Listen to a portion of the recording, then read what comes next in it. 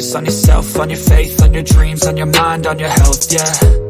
You gotta work, never tell, keep your head down, find what you love and excel, yeah.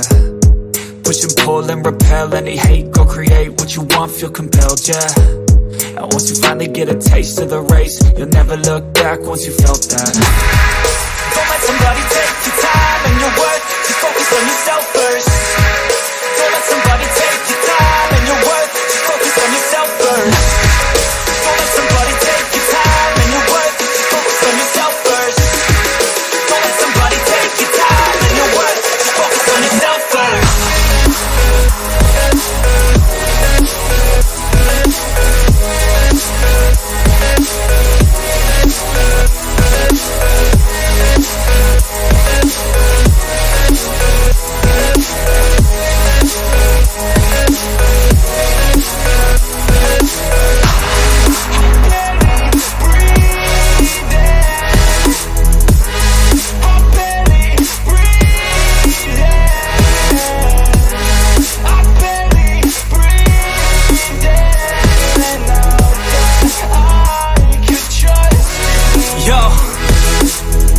About others way before myself, yeah. I guess that's why I feel like I go through hell, damn.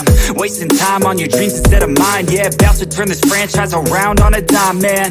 It's all about finding your right state of mind. It's all about turning the worst into fine. It's all about time and the work and the climb. From the thirst we will rise, I'm immersed in this life. Don't let somebody take your time and your worth, just focus on yourself first. Don't let somebody take your time and your worth, just focus on yourself first. Don't let somebody take your time and your worth, just focus on yourself first. Don't let somebody take your time and your worth, just focus on yourself first.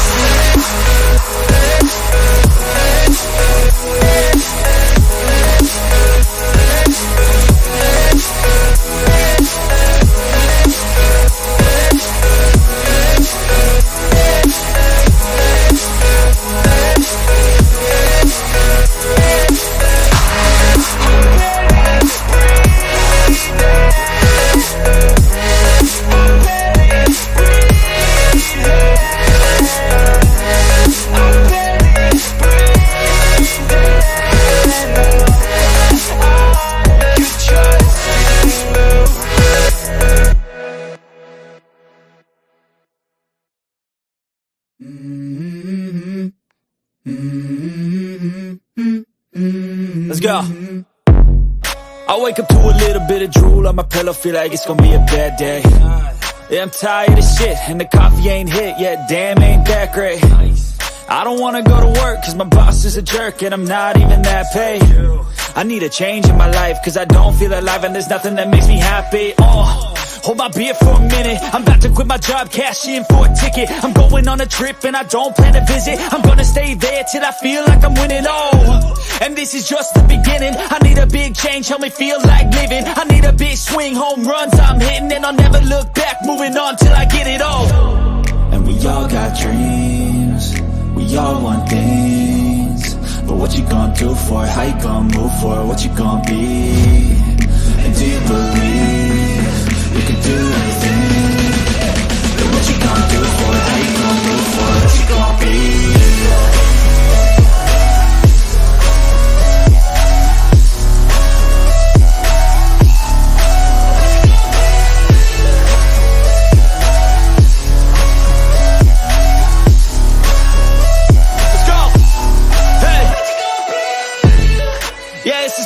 My strife, my right to fight, to die on.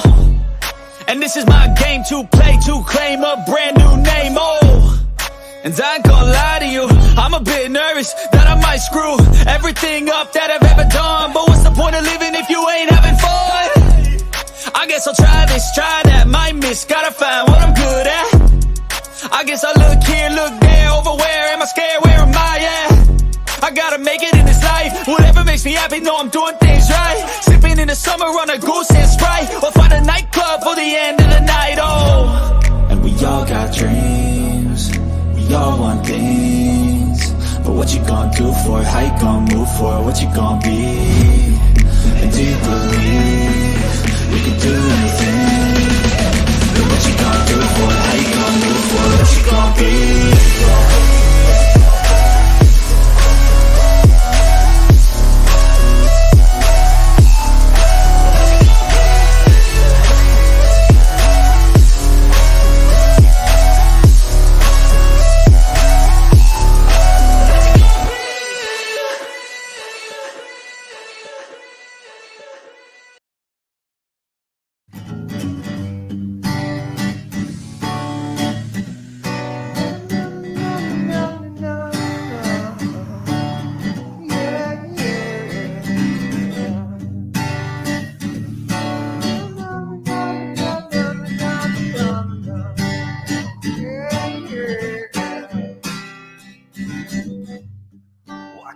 on this shore this morning.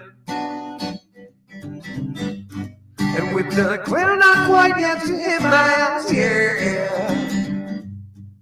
There's no room for mourning. When the nature soothes the soul and the birds fly, and I'm catfishing, oh I'm itching, can't sleep at night and chance to go fishing. That's the life I have for me, yeah. Out in a boat, the waves are rocking, tips up the ride, won't stop popping. That's the life I have planned for me, oh yeah. Out in the lakes of our country, out in the lakes of our country. Na, na, na, na, na, na. And while I'm waiting for a bite, I look in the sky. I'm left thinking, wondering why. How I ever wanted a life different than theirs. Well, I get tired, I'm set for a fight, so I buckle down, put my feet just right, and the rest of the story is nearly nothing but clear. Oh, I'm catfishing, oh, I'm itching, can't sleep at night, just to go fishing. That's the life I have for me, yeah. Out in a boat, the waves are rocking, tips up the ride, won't stop popping. That's the life I have planned for me. Oh yes, oh yeah. In the lakes, out in the lakes, out in the lakes of our country. Oh yeah, out in the lakes. Out in the lakes of our country. Oh yeah. Oh yeah. Na na na na na na na na na. Oh, I'm fishing. I can't sleep at night. I've just been injured. That's the life I have for me. Yeah. Out in a boat, the waves are rocking. Tips up the ride, won't stop popping. That's the life I have. That's the life I have for me. Out in the lakes of country. Out in the lakes of our country. Na na na na na na na. Out in the lakes of our country. Na na na na na.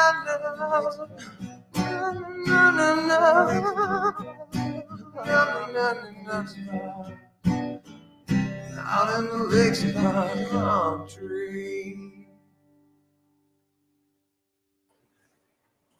Wow, that's an amazing video, brother. Wow. Aloha. Aloha. Thank you very much. Everyone in chat, thank you for being here.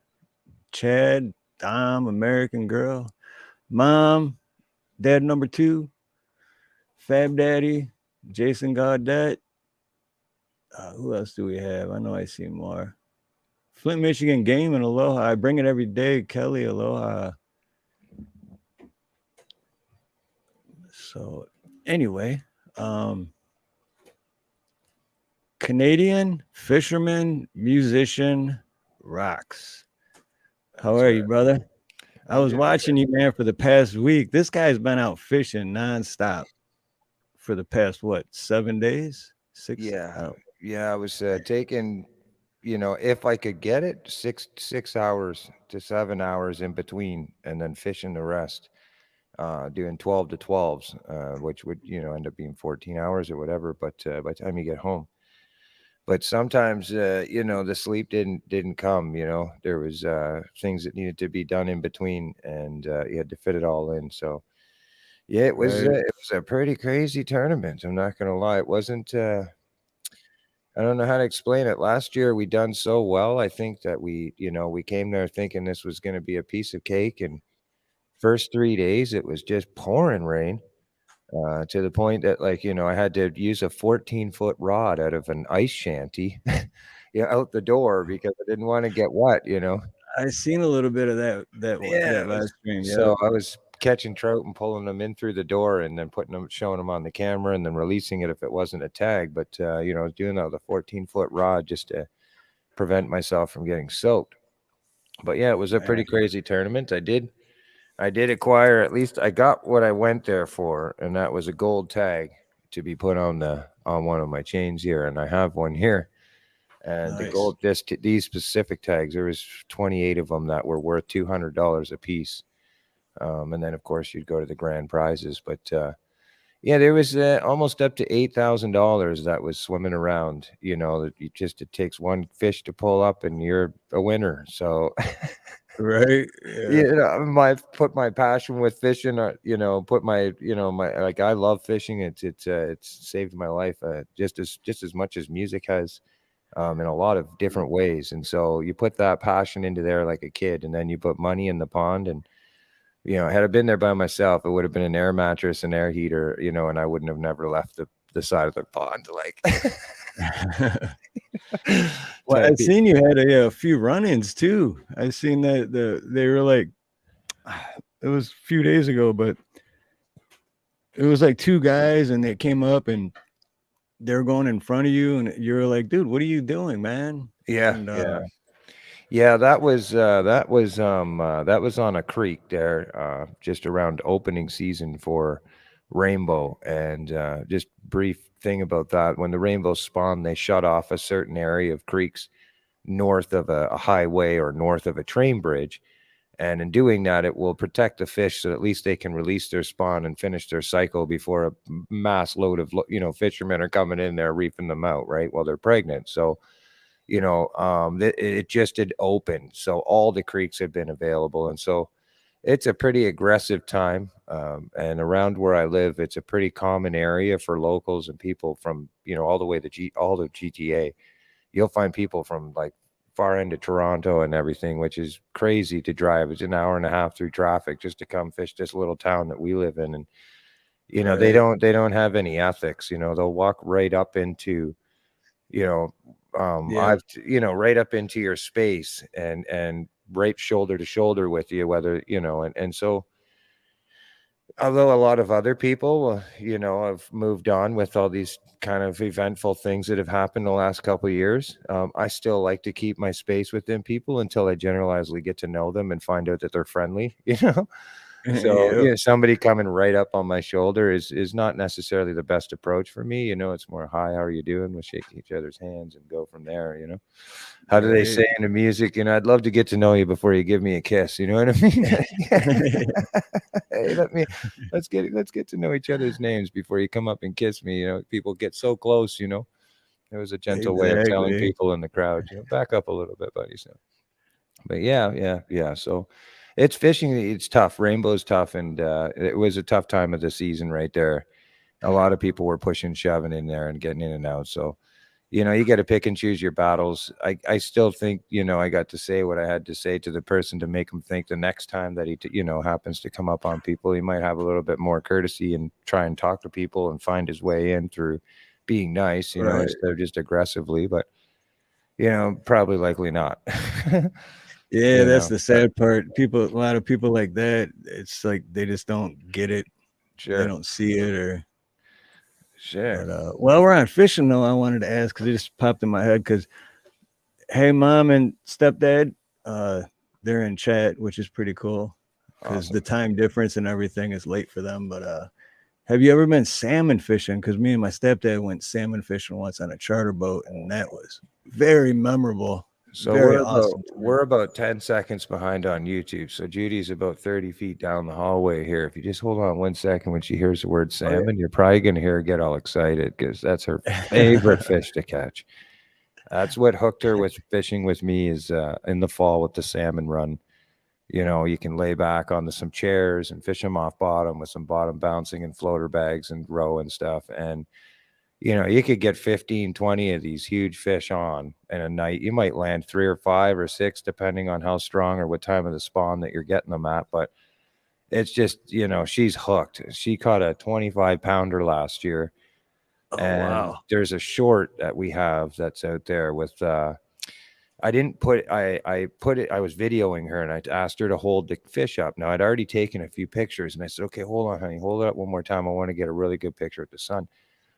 But my idea was to get her to hold it as long as she could for a short, and a short is 60 seconds. So this is 25 pounds. You know, it's a big fish. She's already struggling holding it. It's a big boy. You know what I mean? She's got it strapped across her chest. So I let her about 15 seconds into it. I let her know, you know, I'm like, come on, honey, keep holding it. How long can you hold it for? Can you hold it for as long as a short? And she gets really upset with me, pretty perturbed. She's like, I'm going to drop this fish right now.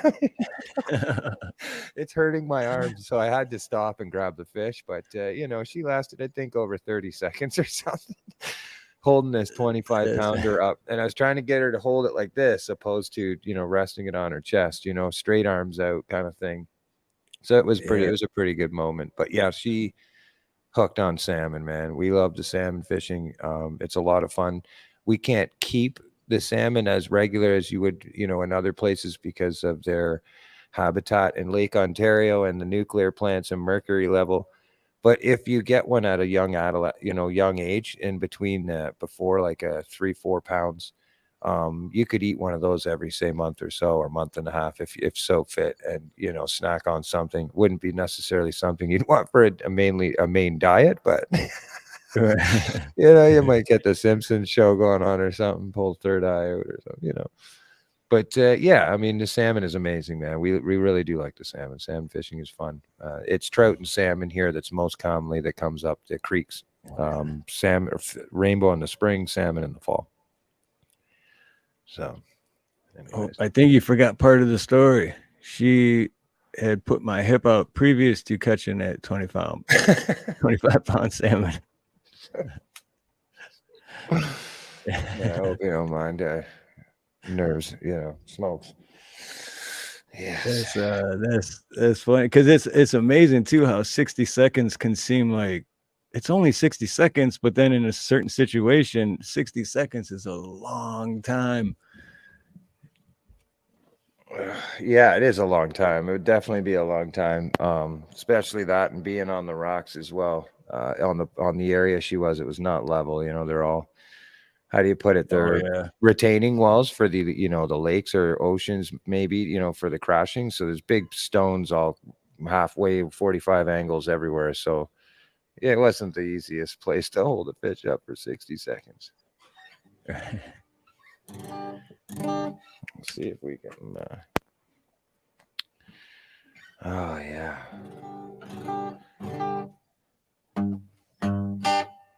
Not sure if we're getting a sound through it, or are we? Are you hearing guitar? Yeah.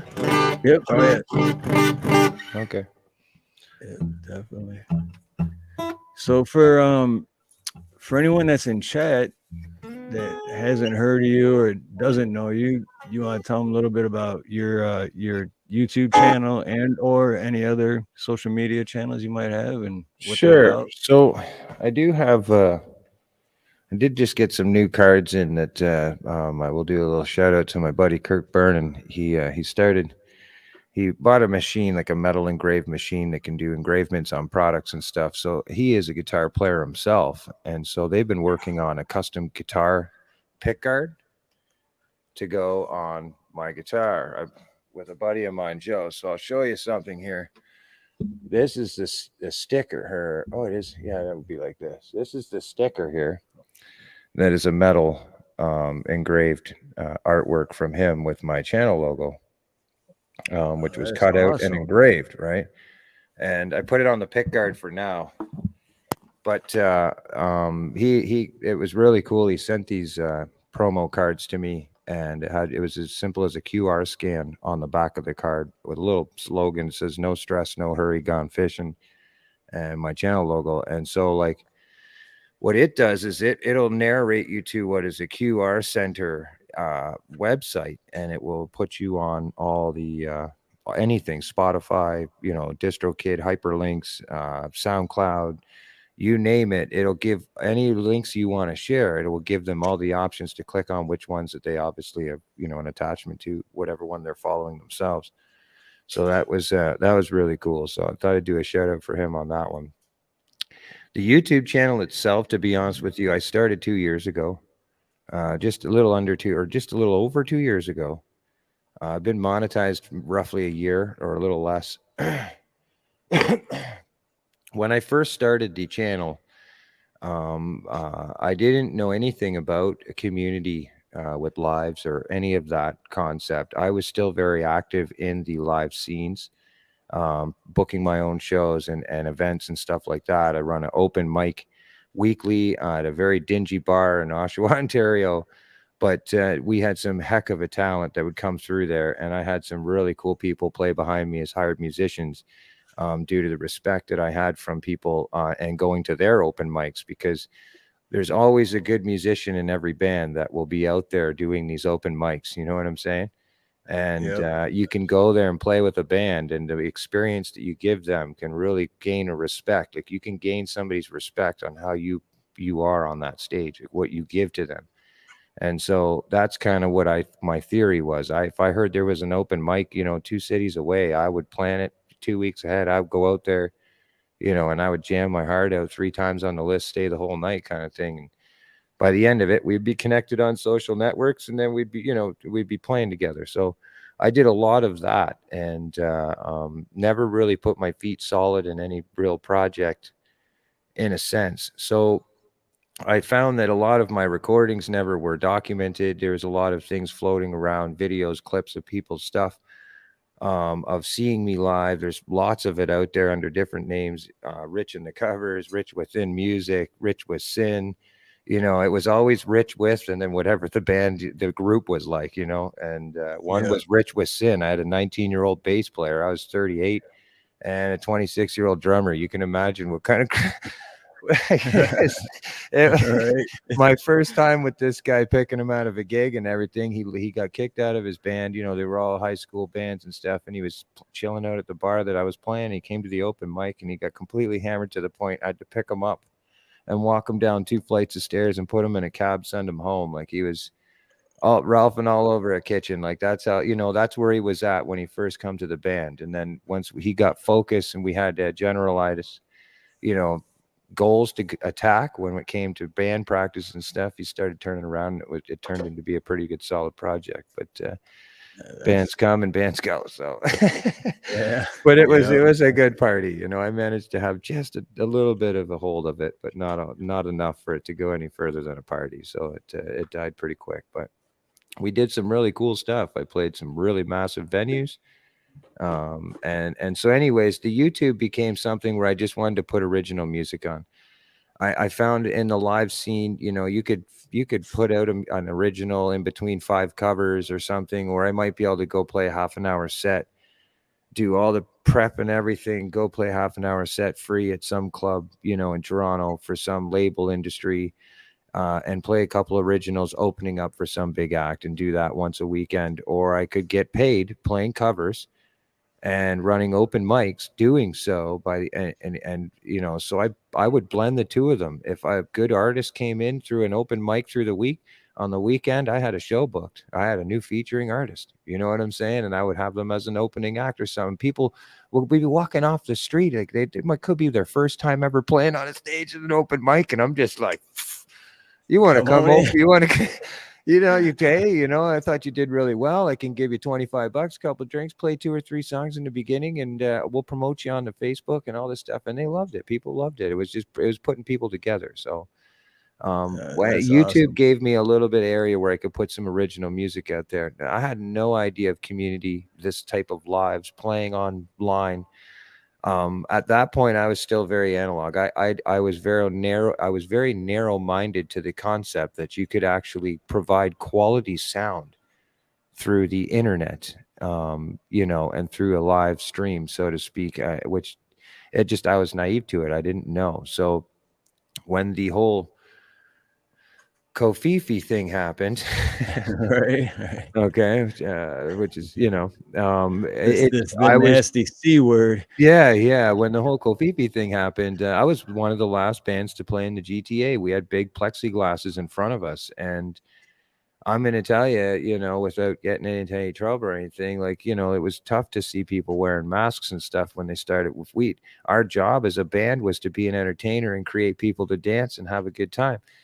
So what Yep. was I supposed? That's all I knew. That's all I know. I feed off the energy of the crowd, and so, you know, some Saturday nights come 1:30 in the morning, like these plexiglasses were shaking forward and hitting us and bumping off our microphones, and then we'd have to push it back like it was, that was near the end. And when finally they shut us down, that's when I started looking at my YouTube channel. And I started, but I didn't know anything about lives. I just started focusing on recording, and I'm like, okay, I'm going to record an album. I had all this big starlight, goals, big dream goals and everything. And then just somehow around the line, I started just bumping into communities where people were going live streaming. And I thought, holy, how are they doing this? And I'm not going to lie, the first few people that YouTube would suggest to you would be people that are really good and they have immaculate sound. And I have no understanding at this point that you can look in the description and see what kind of gear they're using or anything. So, down the gateway I go. What do you use for live streaming? What kind of interface do you use? What kind of a computer should you buy? So here, I go buy top of the line Mac computer for the music side of things and all that hardware and everything for that. And an interface and all this stuff. And then I started looking around. And so fishing kind of for me was the opening of the community aspect of seeing lives. And then I started seeing a few people playing instrumentals on people's panels and stuff. And that's when I started realizing, okay, I could probably do something around the same idea that I was doing out on the streets, with connecting people. This was my idea, and I started doing panels, and I was playing a lot beginning of my channel. And of course, I didn't have any type of name or exposure out there, so it wasn't really working out too well for bringing people in. Nobody knew I was going live. You know what I'm saying? Right. So like, so I killed it for a while, and then I just kind of hit out and just started kind of getting involved in communities. And then when people would ask me to come up or they knew I could play, that, look into my channel and they would say, hey, holy, could you play guitar? And I'm like, oh, this person looked. This person checked my channel out. Like they look further past the name. So that's when it started becoming more encouraging to me. But I gotta say, that there's nothing like playing live, in front of a Right. crowd Yeah. and really feeling the reception, like feeling that response. You can tell The if you're, energy yeah, and that. yeah, yeah. Yeah. If you're not getting the energy back, you're doing something wrong. I mean, even if it's a bunch of people sitting at a table, you can get them to stop talking. You may not be able to get them Oh to yeah. stand up, but you can get them to stop talking. Yeah. And I gotta tell you what though, man, I was excited because the first time you came in to my karaoke live, I'm still blown away. I was like, Well, because it was you and a couple other people that have never been on my channel before, and I don't even know how you guys found my channel, but I'm still excited about it. I made a whole separate video of just it was I 5 of you. found your channel, which would be a shout out as well as to Eddie Gagnon, I believe. Oh, Eddie Eddie, Gannon, yep. yeah, He's yeah, gonna be on June 1st. He'll be on. he shared yours on his community post, and That's I'd awesome. had him once as a special guest, only musician as a independent special guest. And me and him played some tunes back and forth for about 2 hours on my channel back a little ways back, but yeah, we've been connected. And I have a few people that I've had up on my panels and stuff. We've done music events and stuff, and it's turned out really well. So, but yeah, Eddie was the one. Yeah, Eddie was definitely the one. So shout out to Eddie if he's in the chat, man. Yeah, big shout out to Eddie. Yeah. Great guy. He's got a great voice too. That guy He can sing. does. And the other thing that I find very inspirational about him is that, there is always that voice that will tell you whether or not, when you hear a song a certain way. And for me, I've always had to I won't play songs if I can't play them as good as like the artist or better. And I don't know if that's just from bad training or whatever, just me being persistent. But when somebody has the ability to present a song and make it their own, and hold the timing and do that, whether it be a strumming difference or a vocal presence difference of the hook, whatever the case may be, to me that is very inspirational and very creative, and that is exactly what music is all about. And so to, even though it might seem odd-eared to me, it's inspirationally encouraging to me. Do you know what I'm saying? Yep, So I've always absolutely. liked that about Eddie, and his voice is top notch. I mean, there's some songs he really hits that I'm cranking up in my stereo. Oh He yeah. does a couple of Johnny Cash ones that I'm very fond of, and I believe some other older 60s or 80s music, something like that. Yeah, he does Bridge Over Troubled Water pretty good That's too. another one. Yeah. So yeah, man. Yeah, it's that's kind of it's fishing. It's really tricky with YouTube and roofing on the off season through the winter. I've got all the time in the world to manage this, channel and everything going on. But in the summer, when the peak hours come, I shouldn't be working as aggressively. I do have a hernia that that took over or appeared last year at the end of the season, and it was pretty bad. When it hit me, it hospitalized me for like 2 days. But it's YouTube and stuff doesn't pay the bills, unfortunately, and just the whole concept of going back into shows and playing live and stuff, it kind of freaks me out. I don't think there would be any time left for me for my channel and for what I'm trying to do for my future. Even, having fun and everything as it is, for me, this is like a history in the making. When I pass, this channel will continue to show the lights of any moments or highlights that I've had. It's like the voice. Right. You know what I'm saying? It's my voice. And so Yeah. to me, I try to keep that in mind, and so family members, friends, fans, whatever, groups, whatever they, people around the whole world that might have had a connection with me can always revisit this. And this is the voice of what's going to kind of be the inspiration or give them a memory or something to hold on to. So, both fishing and music has been a very saved my butt and gave me passions to push forward in areas, to focus on other things in life than what was sort of like my past and stuff. So I will say that fishing and music has definitely been, the forefront. I call it my spiritual higher power, to be honest. Music and fishing is like, my connection. If things go great, crazy, I'll get on my bike and just go plug a line in the water, and stare at the nature for 4 hours, 5 hours, 6 hours. Yeah, I'm showing at exactly. I know what 17 you hours. mean. You know what I mean? I'll do it or play the guitar, whatever the case may be and how I'm feeling. So anyways. And the thing I noticed about you too is I can tell you have great work ethic too. I mean, well, I'm stubborn when I'm committed to something, I put Right. everything. I'm a pleaser, and it can be a good thing, but it can also be something that can hold me back in ways too, being a bit of a perfectionist, if you will, because my perception of what people might be pleased with might be a little bit higher, of my expectation of myself. You know what I mean? Yeah.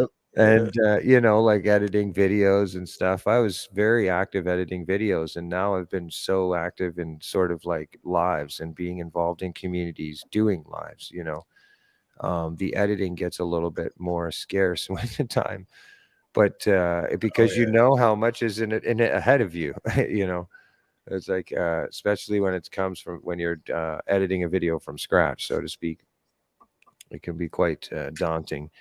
But yeah. So anyways, I thought maybe I'd play a tune. I think I was seeing a bunch of people in chat going, "We gonna do some singing here?" And I've been missing chat because yeah, I'm like mesmerized by everything you're saying. It's just I'm we have down. a lot in common, man. We have a lot in common. Well, I'm digging it, man. I'm digging the convo vibe. I'm not gonna lie, because well, as you know, I did the tournament for 7-8 days in a row.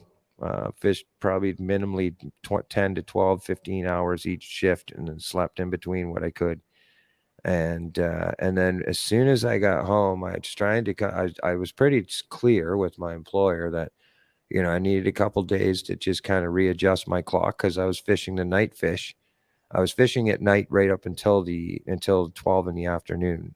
So you would get the night bite, the morning bite, and then, by 12, you're like the dead zone, you're going to sleep, and that was my idea through the whole tournament, and stay away from most of the day crowd kind of thing.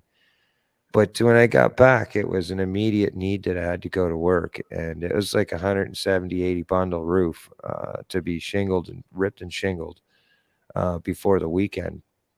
And so that's what it's been. I'm a shingler and really quick and good at it. So yeah, I've been in the heat doing that for 2 days right as soon as I come back with very minimal sleep. So Man, my fingers are on fire from dealing with the asphalt of the shingles. So even pressing on guitars, pretty sensitive.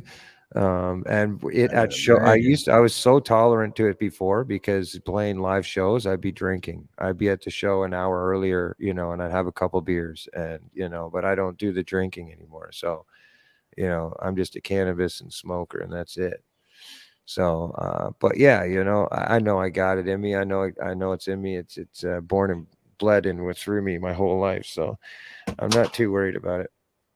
We can crank off some songs and do some more talking. Right. I'm gonna give a shout out real quick Sure, man. Do your thing. to Citizen Z Animations. If you Aloha, brother. Good to see you. And also, thank you for becoming a member. I got to give you a shout out here if I can find it. Here we go.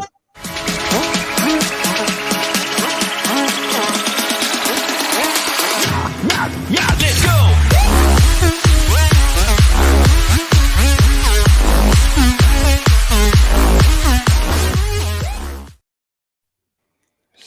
Thank you, Citizen Z Animations. Good guy.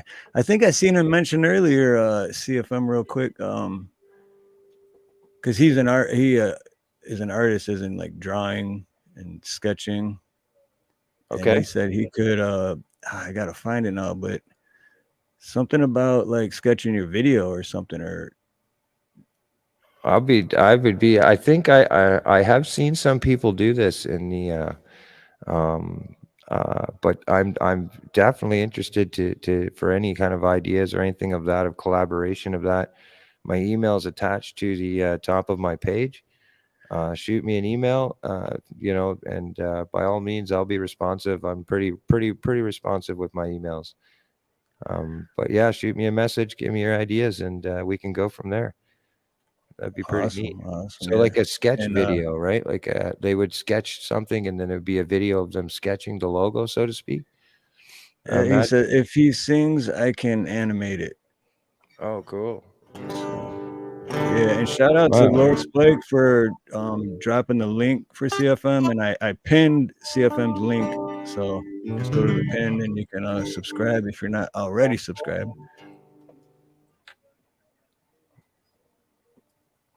But I do a lot of fishing, won't lie, and I do a lot of community floating around with music. I play on other people's panels and stuff. I do find that for my members and stuff like this, this is something that I kind of offer as a part of it, and but I also like the connection between the communities, and being able to do such things like that.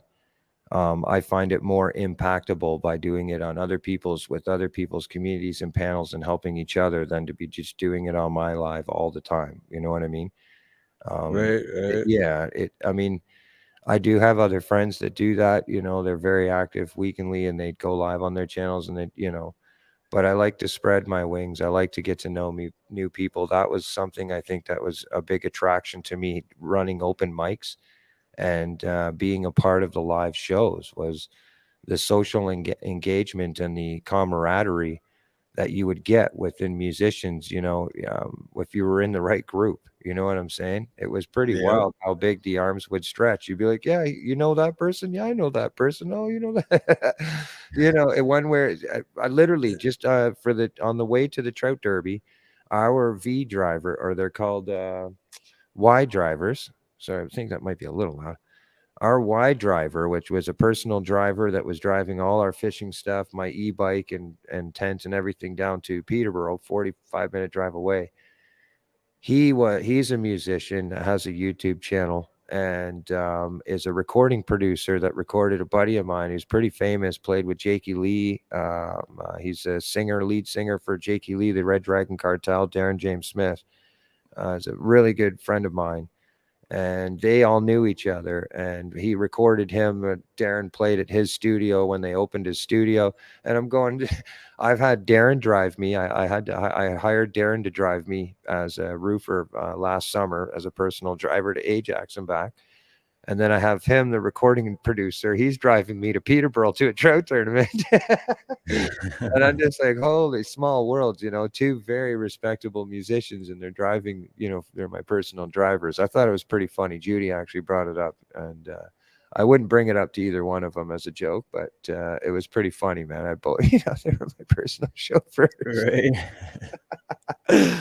But yeah, they both were really good buddies, and you know, they all knew each other, and so it was pretty cool. It was a comfortable drive. He drove us there and drove us back, and you know, I got his card and his YouTube channel and everything like that. So it was pretty wild, and that's, you know, the camaraderie, the brotherhood. You know what I mean? The army. Yeah, it is. Yeah, It is. I've met so many great people just through the music, the karaoke, and the music community, and I mean, I met you through, you know, it's awesome, man. It's awesome. Oh, that's nice and sensitive. All right, let's see if we can crank one out for the crowd here. I'm gonna stick to originals for the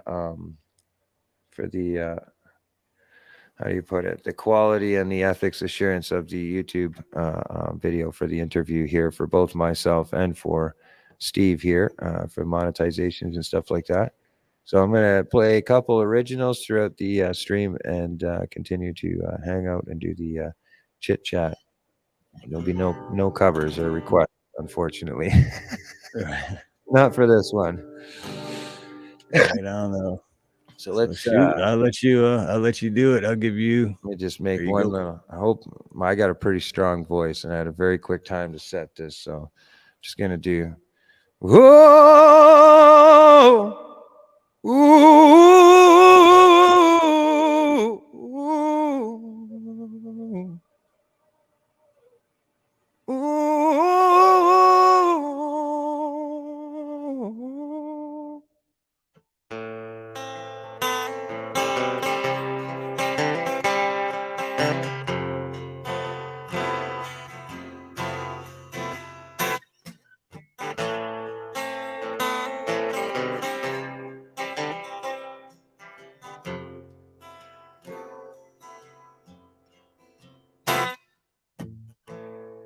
6:30 in the morning, the loons are calling.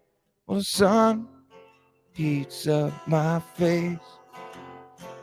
The waves are crashing, the heartbeats are smashing. Can it truly be a better moment than this? Walking down a shoreline, I couldn't help but pay mind to the beauty of a moment like this. Craving the tide lines, fishing the shorelines. Can a moment get any more blue? My gears in place, the sun's on my face. There's only one thing left, and I fish on the great outdoor. If I ain't fishing, I'll be missing my fishing, and no wonder is explore the feeling, the fire, commitment, desire, keep moving on. Through all the obstacles, wading through the depths of nature's flaws, just for a moment like this. And what I wouldn't do just to make this moment through and through. If I ain't fishing, I want it to be true. Yeah, 'cause nothing like the bite fish until the evening light and turning on the headlights and the moments that share with you. My gears in place, the sun's on my face. There's only one thing left, and I fish on the great down. No. If I ain't fishing, I'll be missing my fish down. No wonder is explore. Ooh, I'm fishing. That's a life for me. If I ain't fishing, I'll be missing my fishing and the feeling to be free. Ooh, I'm fishing. Hopefully I didn't blow everybody's eardrums off. That was great. Everyone's loving it too. Oh, hold on. Let me put us back. Here we go. I think my mic might have been just a smoking hot, but it was good. No, it sounded great, man. I found control there somewhere. I was able to find the distance pretty quick. Hey, Joe Kerr. I didn't see Joe Kerr dropping. What's up, Joe brother? McGraw, what's going on, champ? Here's a fella there. He was the one with I was telling with him and Kurt are in the works of a special pick guard of some sort. From what I know. Okay, right on. Yeah, drop your. Let me see. Let me make sure. Is that Joe McGraw? You said. That's right. Yeah, but it's Kirk Burnin that is the fella there that does the engravements, the custom engravements. I have some cards on me here somewhere. I did have them on me. I think they're in my jacket, but I have the cards, and he did a plaque, a YouTube, like a plaque engravement, metal engravement plaque with my logo on it, which was super awesome, and a decal. Which was like a sticker, but it was cut with cut metal, and it just looks sharp. Like it's Yeah, that's pretty badass. I like that. So it's a $2,000 key stick. I wouldn't put something on there if it didn't make it look like it. It's Right. Like, that looks, man. Just to play. It's too bad my view couldn't be lower, but I'm a tall mother, ever. Even if I stand torso wise, my hat's gone. So, but I felt more up close and personal was better in this case. So instead of me sitting right back against the wall. So, yeah. There it is. Yeah, there it is right there. KurtzBurnins.com. Yeah, definitely check that out, especially all you. Well, a lot of musicians in the chat, so which is really cool. Yeah, this is really professional grade, man. I'm gonna tell you, and he's a super workable dude. He's awesome. You'll notice on his channel he doesn't do a whole lot of videos and promos, so you can imagine how does the word getting out. Like he's going around helping people, and he's a musician himself, and he's a great support for the community of people of music and stuff like that. Hit him and subscribe, make some comments, find out where he is, kind of thing, and check him out. Send him an email. I know he has a website and everything with all his products and everything up there. So definitely check it out. I waited till it came to my mail. I haven't even done a video review yet. I've only been home for 3 or 4 days, since this fishing tournament. So I'm going to be doing a review of all the work that he's done for me, but he's done work for some really cool people other than me as well. So, it's something I think that he's really going to push forward into. And I think any kind of encouragement and stuff like that, and a little bit of work really kind of just helps him get more intact of what he's trying to get a handle on. You know what I mean? So you'll see, the guy deserves to have, I'm not kidding, like the work that he's doing and everything that he's invested into it and his time and effort, you would think the channel would be massive, but he has less than 100 subscribers, and he's helping people with 10,000 subscribers, 45,000 subscribers, some pretty big channels. I know, because I hang out with them in those live streams and stuff, but well, see, that's kind of what blows my mind, and that's kind of like the whole point of the show, is because you have 2.51 thousand subscribers. 2,500, yeah, 25 but or 26. To me, it's like that should be 250,000, because your music is just awesome, and to me, it just blows my mind. Like, how does everybody not know about your music? You know? Well, And and I think musicians, a lot of musicians will agree. You have to find a fine line between. I'll be honest. Within the first year, it was easy for me to get to the 1,000 because you if you pick your cards right and you're hanging out with a certain amount of people or whatever, and you playing on panel and stuff, and you get on there. It's fun at first, and people will sub to you right away and everything. But then the expectations become pretty high to be, will you do it here? Will you do it here? Will you do it here? Will you do it? Will you do it for me? And so I got pretty exhausted pretty quick with it. I started feeling a little bit drained and a little bit taken advantage of in the fact because it was all the time. So, and I mean, like all the time. As soon as somebody subscribed to me, within a couple of days, I was getting an email going, "Hey, would you come over and play for an event for me?" And like, "Holy, I got to work. I got to I'm sorry. I'd love to be able to invest all my time and engage into this channel, but it doesn't pay the bills." And so, and I was you're just right.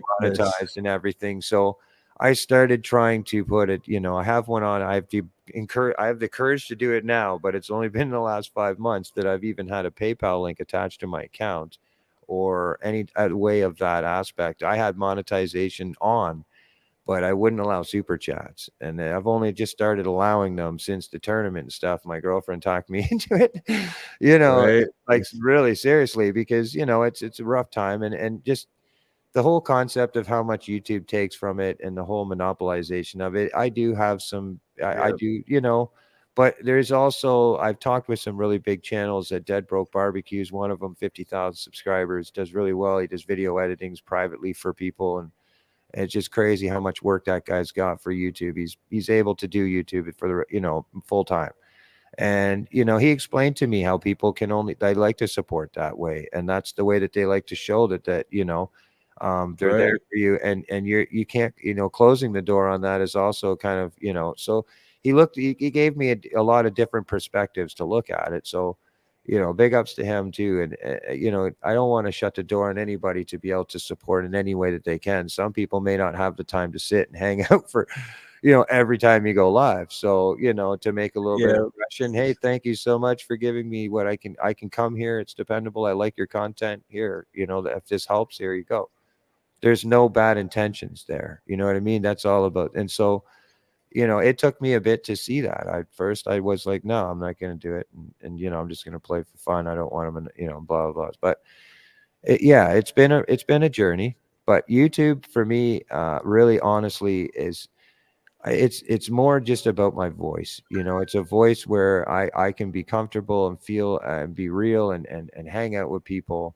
I don't do I stopped doing a lot of panels on my lives due to content ID infringements and stuff. I've had people ask me to have their content taken down after it would been, we've had a great time fishing together, or we had a panel playing music together. And then later the video was asked and requested to be taken down. And so, because of the monetization and the revenue ad going on top of it, that created the whole rights for that content to be taken down without the other person gaining shares from it too, and blah, blah, blah. So it would have been a gateway problem. I just deleted the video.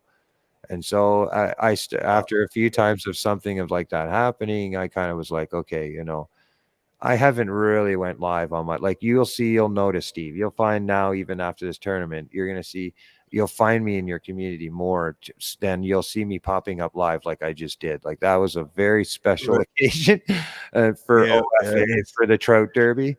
I'm more, Yeah.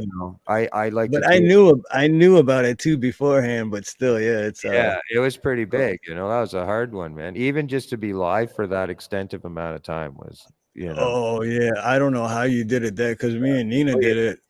We tried to do it for 24 hours and I think we got 22 hours, but then our batteries died and everything. But and you did it for like a week. So yeah. Yeah, I mean, Hats off to you. Hats off to full you live, and Queen, man. Because a full live, no sleep, no nothing. I did a 72-hour live. I have that on my channel too. Their thumbnail episode is as day 1, day 2, day 3, and then day 1 night, day 1, 2. But it was literally every 12 hours I shifted over to a new live stream because I had a marine battery that could charge my phones for days. Oh, And I nice. was in an ice hut, right? Heat, food, the whole nines, chair, the whole nines. So I was fishing for 3 days straight, man. I didn't even know when the sun come up by the third day. I was just sitting there looking over a hole, hovering it, trying to get a fish. Like, come on.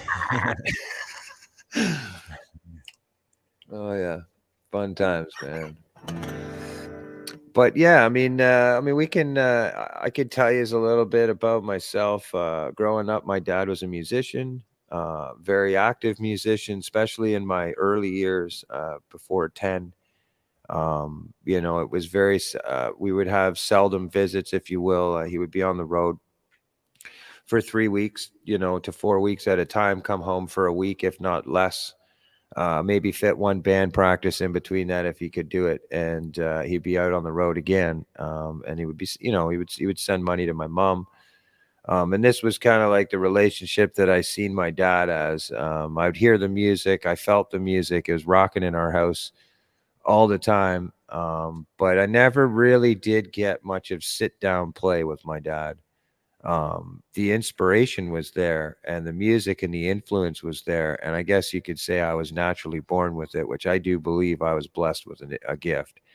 I believe some people do have to work harder in order to get it, but I believe that it's a very achievable on it's just more of a mental discipline. And for me, for whatever reason, because of my family upbringing and it being so dysfunctional, guitar playing was therapeutic.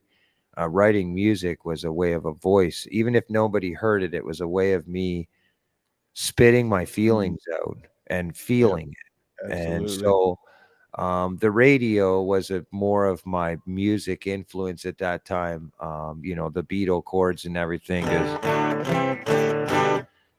but where I seem to have excelled was my rhythm hand. The rhythm, my dad did tell me one valuable lesson, which was that's the whole guitar. That's the whole guitar in a nutshell. You're just moving positions. And so that kind of gave me a narrowed thing. And even though at that age I didn't really necessarily do it. And then of course a metronome. I would have to do things like that to a metronome, whether it was just and a metronome would be clicking off, tick tock tock tock, tick tock tock tock tick, and those were the two things that my dad said. If you ever wanted to be a good musician, this is what you got to do. And and then I got a metronome for Christmas. A couple guitar picks, and the oddly sometimes a new guitar, which was secondhand or from a pawn shop or whatever, but it was still my guitar, and I slept with my guitar. I'm not gonna lie. Many nights I fell asleep with my guitar. Hey, I respect that though, because that's passion. That's Well, like it was I it was respect like kids had a comfort blanket, mine was my guitar. My parents, but that became, although it was the most influential thing, it also became the discipline aspect of things too, it would be, if you don't behave, you're not going to have your guitar for a week. Right, right. Things like that. So there was the yin and the yang when it came to the controversy of like, there was that positive influence wasn't necessarily there. I wasn't put in classes or put around other musicians or anything like this. It was just a guy with a whole bunch of feelings and a piece of wood in front of him that he could really strum on, put some aggression to, and you heard something. So, there was a lot of times I fell asleep with a guitar, and right up until about 14 or 15, when my old man was finally back full time, and I think a lot of drugs back in the 80s. I was born in 82. So by the time the 90s came, things started fading a little bit differently, and the whole rock band getting smashed and drunk and hammered or high on drugs and all this stuff was starting to become, I think, more crazier for the alternative aspect of things. But for Yeah, whatever I was about to reason, say the alternative came yeah, around, and yeah, blues is and blues rock was my dad's kind of thing. And so, for complications of things that had happened, I guess he got kicked out of the band. The drugs might have got a little too much on him or whatever. And so he came home with quite a resentment, quite a a different lifestyle forced upon him. I didn't learn necessarily what it would feel like to be that until after the Fifi thing. Even though I wasn't a big, massive, successful millionaire musician, doing it so actively and having a lifestyle and a commitment to that, and just knowing that on the weekend you got 3 shows, Thursday night's coming, Friday night, and Saturday night we got this event, you're playing a 45 minute, like it was always keeping you moving forward. And then to have it just go, I couldn't imagine if it was a lifestyle and a living, and like literally this is paying your rent and your house mortgage, and then all of a sudden, Yeah. and then Right.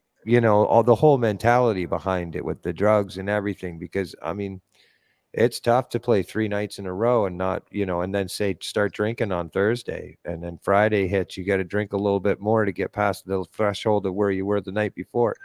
By And then Sunday, Saturday. Saturday night, now you got to try and stay away. So I won't continue the story, but it's tough on the soul, right? And I did it for a lot of years, and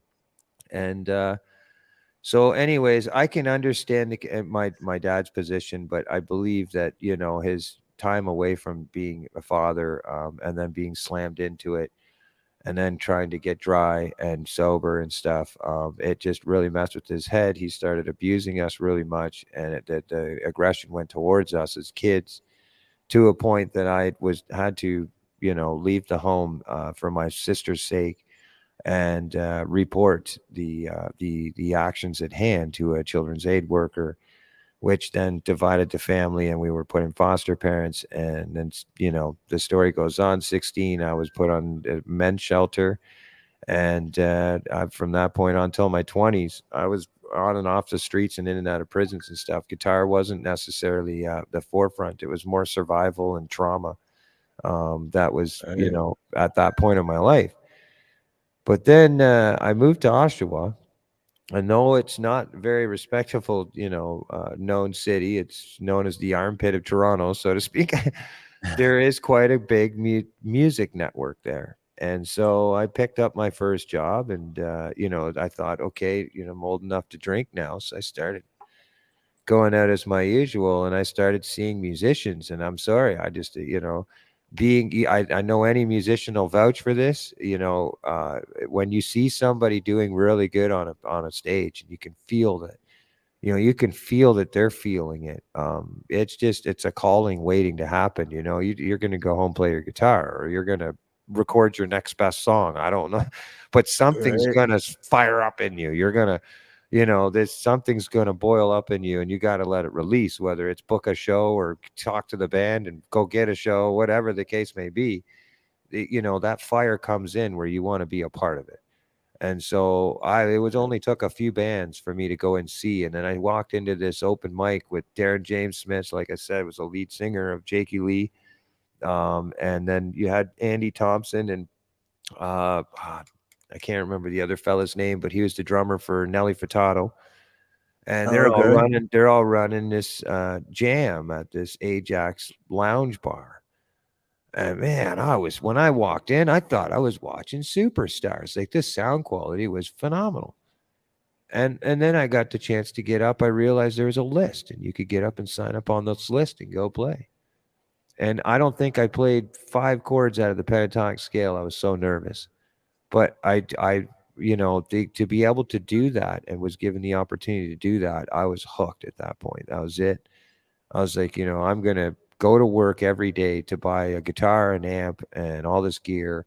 And I didn't have a driver's license, so it was all cabs at that point. Usually I had the local cab on call for Thursday, Friday, and Saturday for 2 vans to take from my studio, put all my gear down 2 flights of stairs at this old school that they rent out for studios in Oshawa. And we would load everything in 2 cab vans, and we would go and do this gigs. And I would leave all my stuff at the bar that night, the night closing, and the next morning book the cab again from that bar, bring it over to the other bar. And I would do this 3 nights in a row. This was my circuit thing, and it got pretty crazy. But yeah, I got hooked Yeah, on but it. that, like I was saying, that to me, that's the passion and the dedication to where, I mean, I respect that.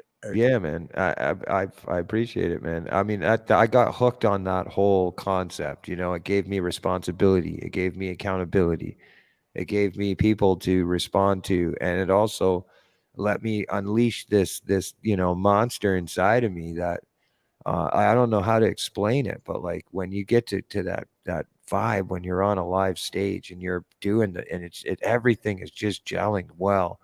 It's almost to me, it's like the stagnant sound. You know, you chased when the trick with the metronome, I was always taught this, is if you can't hear the metronome, you're on point. If you Right. can hear it, you're out. Do you Yep. understand? So some people, when they get to that point and they can't hear it anymore, they get scared. They're like, whoa, whoa, whoa, whoa, whoa, I'm out. Like, where did it go? If you can't hear it, it's because you're right on. Your guitar is your acronyms, your notes, your rhythm, everything is in sync, right on time. Right. You're where you're supposed to You're be. right in the pocket, and Right. that Yeah. pocket is the most naturalist, amazingest high you can ever have when you're the musician sitting in that pocket and playing it. And that was my thing, man. I'd go roof, to get a guitar, to get an amp, to get this or to get that, to pay for the finances, to do this, or to put on a show and pay for tickets and promo tickets and all this stuff, or all that's what I did, and I've been doing it. I was doing it for rent so long until the Kofifi thing happened, and so then bang, YouTube was a way to put all my stuff on there, to have documentation of it, and then here we are today, a year and a half later, 2,500 subscribers into it. And I got to tell you, I'd still not, I'm still pretty nervous when it comes to performing on lives and stuff, because you're very dependent on the gear. And I don't have an engineer. I don't have, Right. any experience with the whole. For me, digitally, I've been, I think things can lie to you. When I see things hitting a yellow, I have LED lights that bright right in front of my face that I can read. But so many times through a live stream, when it's just about to touch the red and you're not screaming really hard, that's the sweet spot, where if you just look at the lights and it starts hitting yellow, your natural reaction would be to get scared. So it's all Yeah. these little things that it just adds up on you, and Oh so yeah. I know what you mean with the lights too, because with the uh, green screen, yeah, we well, both that's got kind of like why I just went to that's black like tonight. Yeah, I was just like, that's why on the karaoke's I always do the wigs and the sunglasses because those sunglasses help with oh, the 100%. These are, you can, like, if it wasn't for the glasses, you can see right through my eyes, actually, through the glasses. If it wasn't for the hat. But because of the lights, I'm using big halogen lights up here that on both sides, and I only have one on. But if I don't have those lights on, the shadows that will pronounce into the green yeah. screen will just ruin it all. So, I have them up as high as I can so they're not directed right at my eyes. But yes, I've seen it online 100 times like, unless I've got really good LED lights, it can be very damaging to your eyes in a very quick period of time, especially if you do a Yeah. lot of paneling, like you do, hosting a panel. You know what I mean? Right. You know, Exactly. Yeah. 3-4 hours a day, every day, just right on your eyes. It can Well, be the much. good part is I can drink my soda, Yeah, soda yeah, if yeah, yeah. It hides everything. Yeah, that's right. right. Yeah, and since in Canada it's legal, I can smoke my soda. Right. Yeah, well, here too, in Hawaii too, It and is legal. That's right. Yeah, yeah, yeah. Of course it would yeah. be. Cool. So yeah, I mean that's me in a nutshell. I do a lot of fishing. I do a lot of music on my channel. I do my music side of things. I like to get out there and be a part of the community. But again, the commitment and time is really tough at this point because work is very busy right now. So it's been tricky to do all of it. But for me to have a day off or a day of rest is like sitting on a chair with a fishing pole in front of me, looking at the sky, just Right. dazing off, right? But yeah, I'm just trying to have fun. Just kind of, like I said, I'm just creating a voice for people to go and hear. And if it's interest you and you like it, feel free to subscribe, connect with us. We go live, sometimes fishing on a personal basis where you'll get to know us on a personal basis, both me and Judy. And then on special occasions, I'll do membership gratification lives and stuff where I will grab other musicians around in the community, and I premiere, four people probably is sitting around the max for us. But we do an around the table kind of thing where it's basically back to back to back to back to back to back to back to back to back to back, and we feed off of each other. Take a look, take breaks, stuff like this. But again, I don't have set dates. And I don't have, I will premiere it when that time comes. We'll definitely give enough time for the exposure so that everybody's and communities can connect together. But it just more plays off of how it works out off my agenda. My work needs to come first. Obviously, that's what pays the bills. And Yeah, I was gonna say, yeah, you got to keep a roof over your head. that's right. And although it is a trailer, it's the lotting and the location of where we're at that it's not as cheap as you think. So right. it's pretty crazy. It's Well, long funny story in short. the beginning, I'm seeing a lot of people in chat that I've known for a while, but it was like amazing me like how many people are into fishing, because I've always been into fishing. Oh But I yeah, just never I'm learning something new too about all my awesome, beautiful people in chat that come every time. And it's like, can't go you wrong. too. Yeah. It's awesome. But Yeah, I'm going to give a quick shout out to Cheers. my longest running member as well. But then again, as if it's your business, which is his name. Thank you for the super chat, brother. This is for you.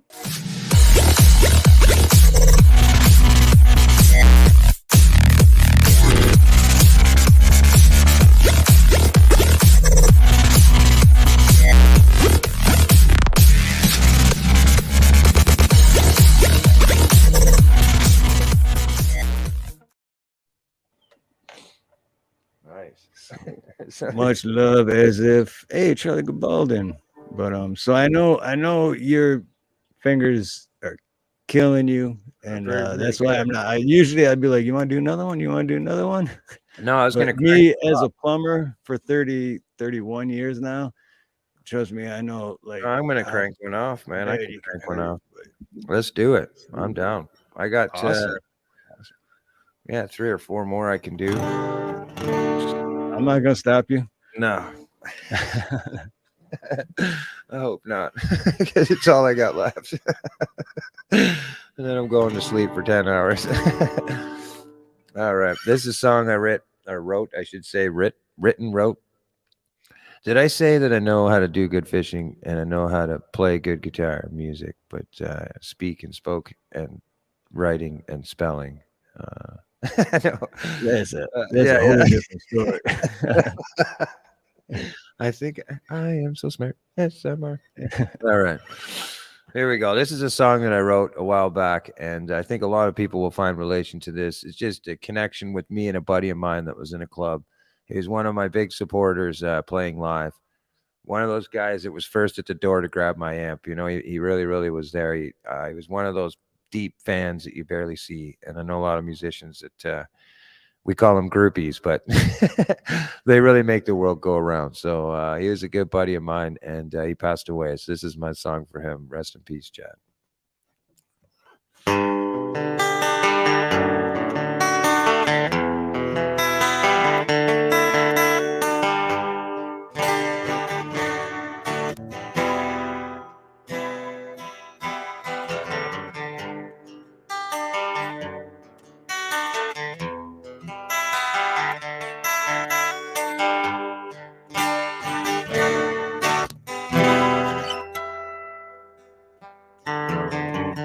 Leaned in to take your best shot. So many options of what life's got. You always walk around with a smile. So many love you, so many care, so many moments we lovingly share. So many questions I have forgotten a while.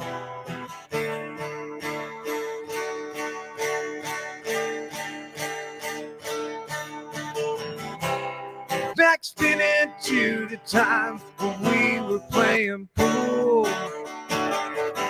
Back spinning to the time when you talked about ruling the world. Back spinning to the time when you walked in the club and seemed to smile, as if I was feeling down. You were there to ease the pain.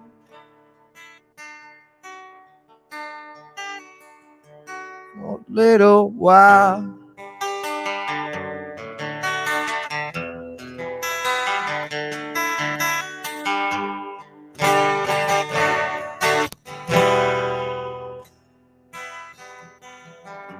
The word is that you are gone, but I can't believe I still wear your heart on my sleeve. Not really required to let you go. I can still feel it in my bones. Loving memories don't feel that old. I'm not ready to let you go. Yeah, yeah, yeah. Back spinning to the time when we were playing pool. Back spinning to the time when you talked about ruling the world. Yeah. Back spinning to the time when you walked in the club and seen me smile. Cause if I was feeling down, you were there to ease the pain. Yeah, yeah, I'll stay for a little while. Yeah, yeah, for a little while. Yeah, yeah, yeah. Back spinning to the time when we were playing pool for a little while. Back spinning to the time when you talked about ruling the world.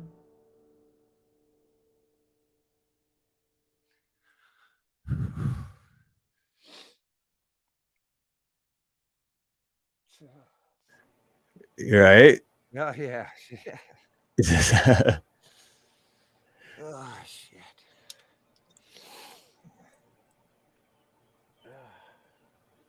And I know where you're coming from, man. Emotional, and I feel you, brother. You ain't playing it right if you ain't feeling it.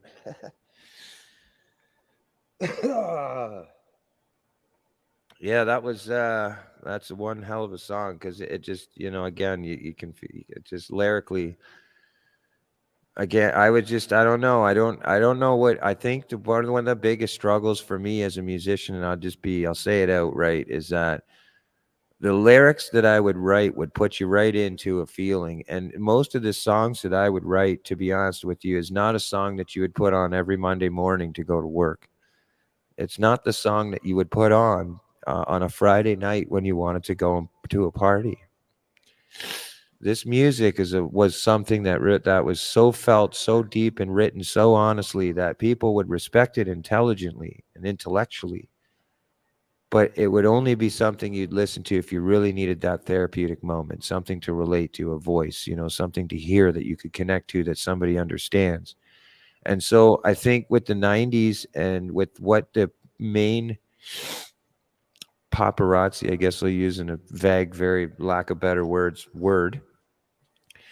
the music industry, I could write great hooks, but lyrically wise, I was very stubborn, and I wasn't that type of person. I wasn't living that type of life, where it was party and cars and carrying on. It was cardboard boxes, standing over heaters, trying to stay warm at 3 o'clock in the morning, sleeping in shelters with heroin addicts. And at 17 years old. So it wasn't that kind of life for me. And there's a lot of things that happened that these songs were things that gave me a way to get over, or to at least be okay with it happening, and yeah, so I understand it, and so YouTube has given me a way. I'm in control of that. I can push out whatever it might be and play my music and put it out there, providing it follows the cleanliness of a revenue, ad friendly video. Then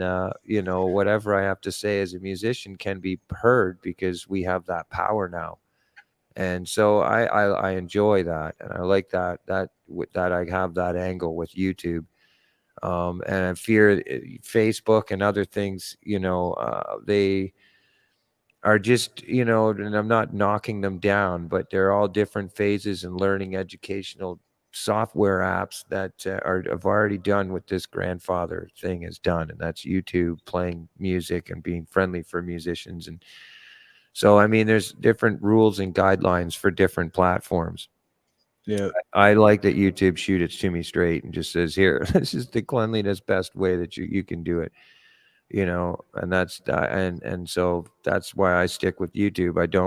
I do have other social like networks, but I don't activate them. Like I just share from a mother share post that'll go across every one of them: Facebook, Instagram, da da da da. And it just happens. I don't, but all my responsing, all my interactions, anything of that is all YouTube. It's, this is where you'll get a response from me from a comment, or, Facebook, not so much. Instagram, not at all. TikTok won't even touch it. TikTok, it's so much for me to just even handle YouTube. And I just like that. It's where I started. I feel like my age bracket, I feel a lot of viewers around that like music and orientated around this type of community and lives seem to feel more comfortable on the YouTube side of things. That's just where I sit. That's where I'll be. It's where my voice will stay. So yeah. But yeah, I might just have a smoke here if you don't mind here. You know what? I was gonna say, Chat if you want, maybe some, say hi to I was gonna say, I got another one of your videos. If you want, that's funny you said a smoke. I was gonna say, you want to take a smoke break? I'll play another one of your videos.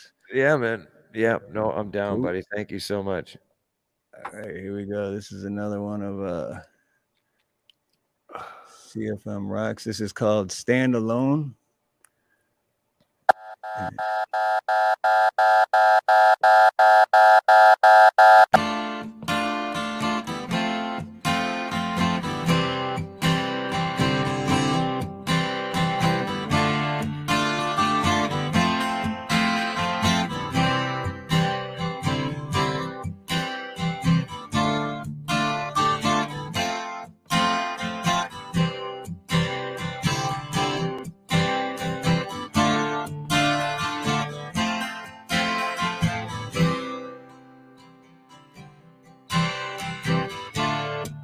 Look at all the people as they gathered around.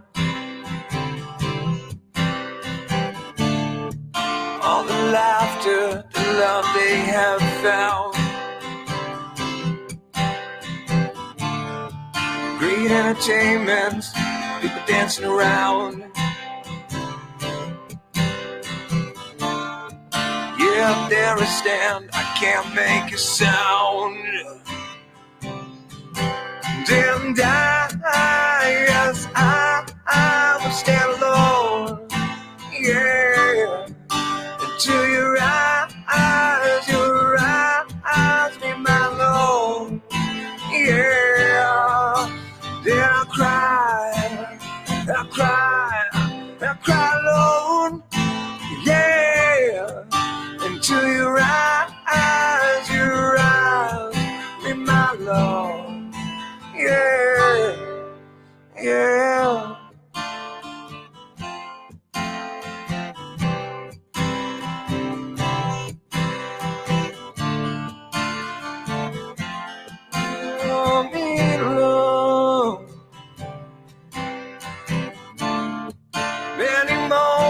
moments we choose to hold tight. Like a movie playing, driving through the night.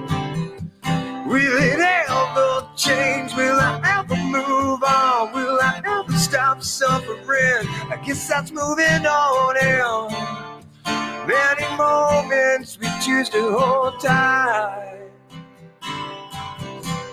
And yes, I will stand alone. Yeah, into your eyes, me my Lord. Yeah, then I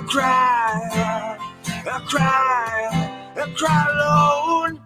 Yeah, into your eyes, me my Lord.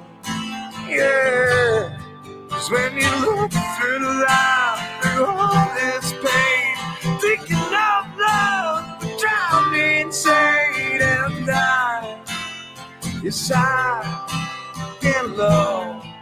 Yeah, yeah.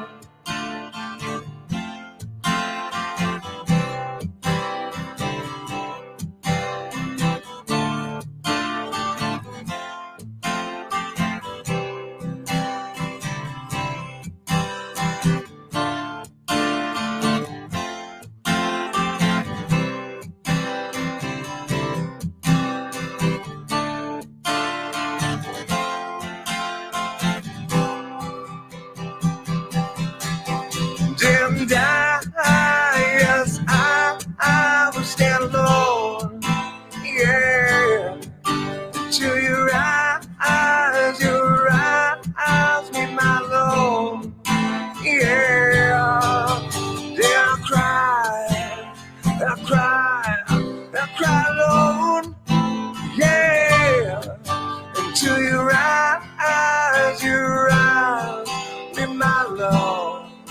Yeah, yeah.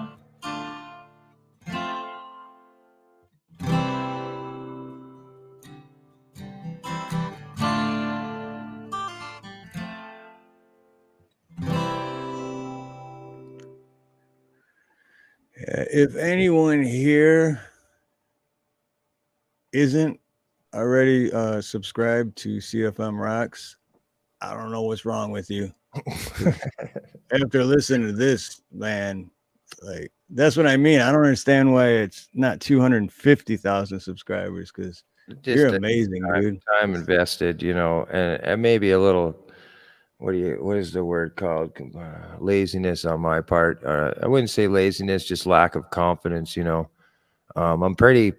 I don't know how to explain. I'm pretty perfectionist when it comes to releasing something out there, and you know, it just it's tricky when it comes to the mixing. I think if I was pushing a lot more music out there, it probably would be a lot more, you know, a lot more attractable to people, and it might hit places a lot quicker. But mixing is always the trick, you know, the overall final sound and stuff. And for me, I mean, I must have 30 or something, 40 projects that, you know, easy for sure, just on my Mac alone, let alone this Tascam, of just song soundtracks and bed tracks of just certain things. As soon as I feel something, or if I'm, you know, I have a pretty serious emotion stirring in me, I grab my guitar and go over and click record, and I just start hammering stuff out for 20, 25 minutes at a time, you know, until something comes. And, you know, because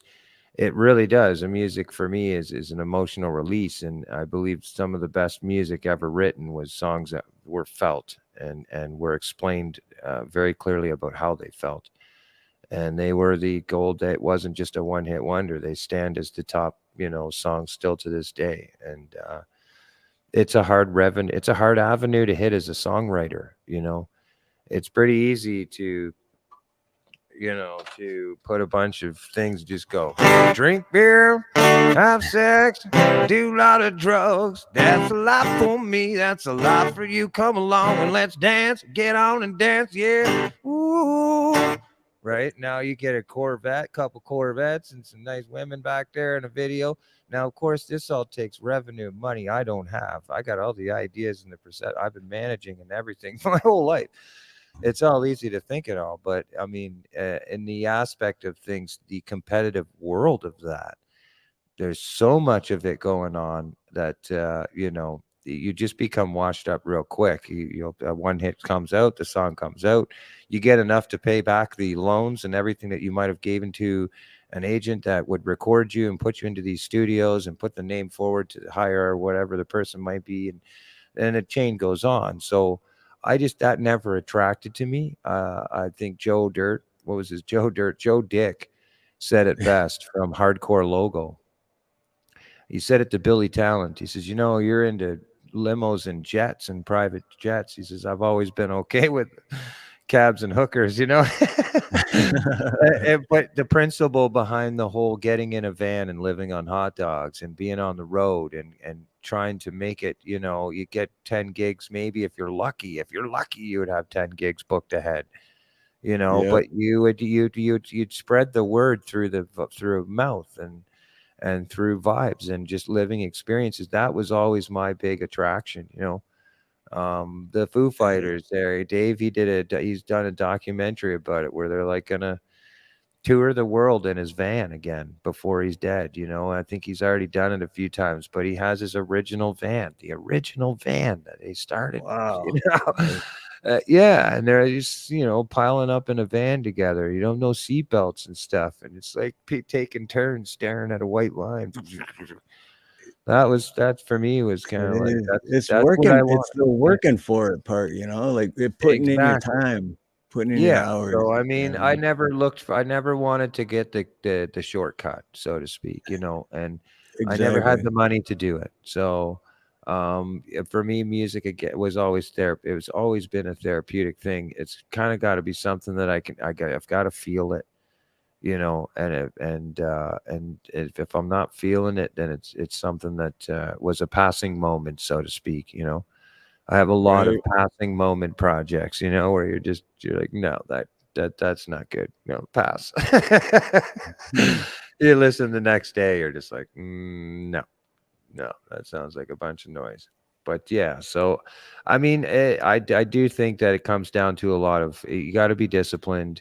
I know when I was younger, I could put all my time and effort into playing guitar, and it was fun. It was a toy in one sense or another. I didn't really truly understand just what I was learning. No one went to me and said, boy, you could be a millionaire by the time you're 15 if you sit here and do this the right way for the next 10 years. Nobody even, it was just me on a radio learning chords. And as soon as I'd learn a little bit of a cover song, that was pretty much it for me. I was like, okay, cool. I can mimic this. Cool. My buddies, they go, can you play this? And they'd show off. But my strength was always writing music. My interest in the instrument was always about finding ways around the guitar so that I could find more ways to write the next song. And so I would look for music that, was complicated, and I'd be like, no, I'd be stubborn as heck. My parents, like I said, they'd use it as a discipline. That'd be at 12:30, 1 o'clock in the morning, and they'd still, Richard, you put that guitar down. You got to go to school in the morning. You know what I mean? And that was it, man. And I just didn't know any better. I was stubborn. It was the funnest thing I could have ever had. So yeah, that was. Well, that was actually you just made me think of one of the questions I was going to ask you. Besides the guitar, do you play any other instruments? I do. Yeah, I play the bass. I've gig level played at bass guitar. I'm actually a very good. I start in school. I played the bass from grade 8, grade 9. I was on drums, but they kicked me off of those, put me on the bass guitar. But growing up, there was always the common floor instruments: the bass guitar, the guitar, and the drums. But the keyboard, the piano, keyboard, I can play. Pretty much any winded instrument that I can blow. I did play alto saxophone and tenor saxophone. Harmonica, I can get my way around as long as I know what key it's in or what scale it's in, depending on what we're playing. I'm pretty like, if you put an instrument in my hand, I'm gonna find a way to play it. Put it that way. Right, okay. And you know what? That's funny, because that's one of my main questions I like to ask, because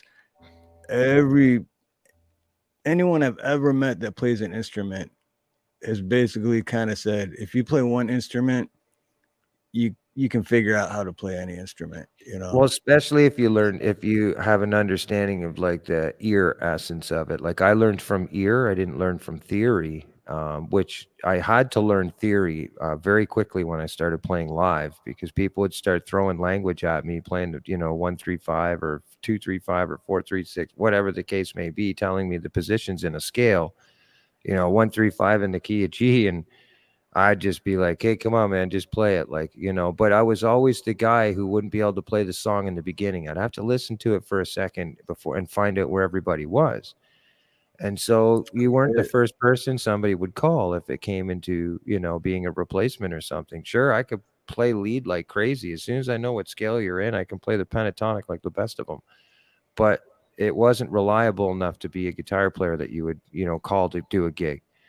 And so I had to start learning to figure out theory once I got on the stage. That was a little, once in a while thing, fine, sure. But to do it regularly and start hiring musicians, and then they turn to me, a drummer would, turn to me and ask me timing signatures and stuff. And, and I couldn't respond back. And I'd just be like, well, this is it. I'd start thumping the floor on the stage. This is what I want you to do.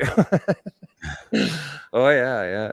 Do this. This is it. Keep to this. And I'd kick that floor as hard as I could with a cowboy boot, man. I'm telling you, I'd send the mics into feedback before I even started singing. I'd just kick that floor, and the drummer would feel it right in his stool, man. Yeah. Right in the stool he's sitting on, man. Right. Oh yeah. Right in the stool. Right in the stool. Oh, let's see. What other tune do I got here? I'm gonna give a quick shout out again. Yeah, for, man. As if it's your business. He just gifted 10 memberships. Awesome. And thank you, brother. I appreciate that, man. That's let's give a shout out to all 10 new members.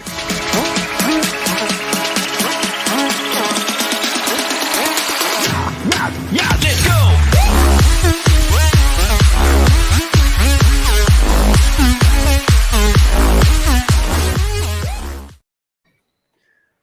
Right on. Thank you, my brother from another mother, as if it's your business. Right on. Get some grape juice into me. It's fun. I know what you mean about your fingers, what you're saying. Well, before we came on, but because being a plumber, I sweat a lot of pipe, and when the solder's dripping, like I've always said for 30 years, no drip. So when it's drip, I just take my finger and just like wipe it. But I mean, shit kind of melts your skin a little bit, but you get used to it. So like, yeah. I totally I don't have a fingerprint. Well, yeah, that's exactly it. Like honestly, there is no fingerprints. They're all just melted pads. If you can notice, there's just complete. Like it literally is. Look at how pink they are. Right. Yeah. They're all just beet red right now and sweating like crazy because I know I'm going to put them through another song. But it is I never, for me, I've always had a theory, and again, I know musicians will relate to this. You never say no to a gig. If you put your word on something, you got to do it.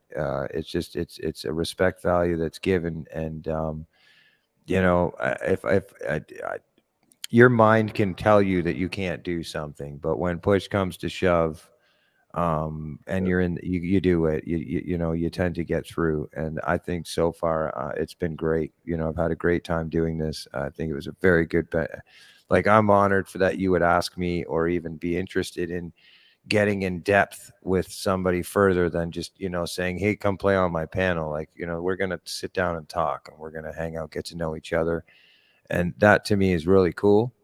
It was really, it's the first time I've ever done it on a YouTube panel ever.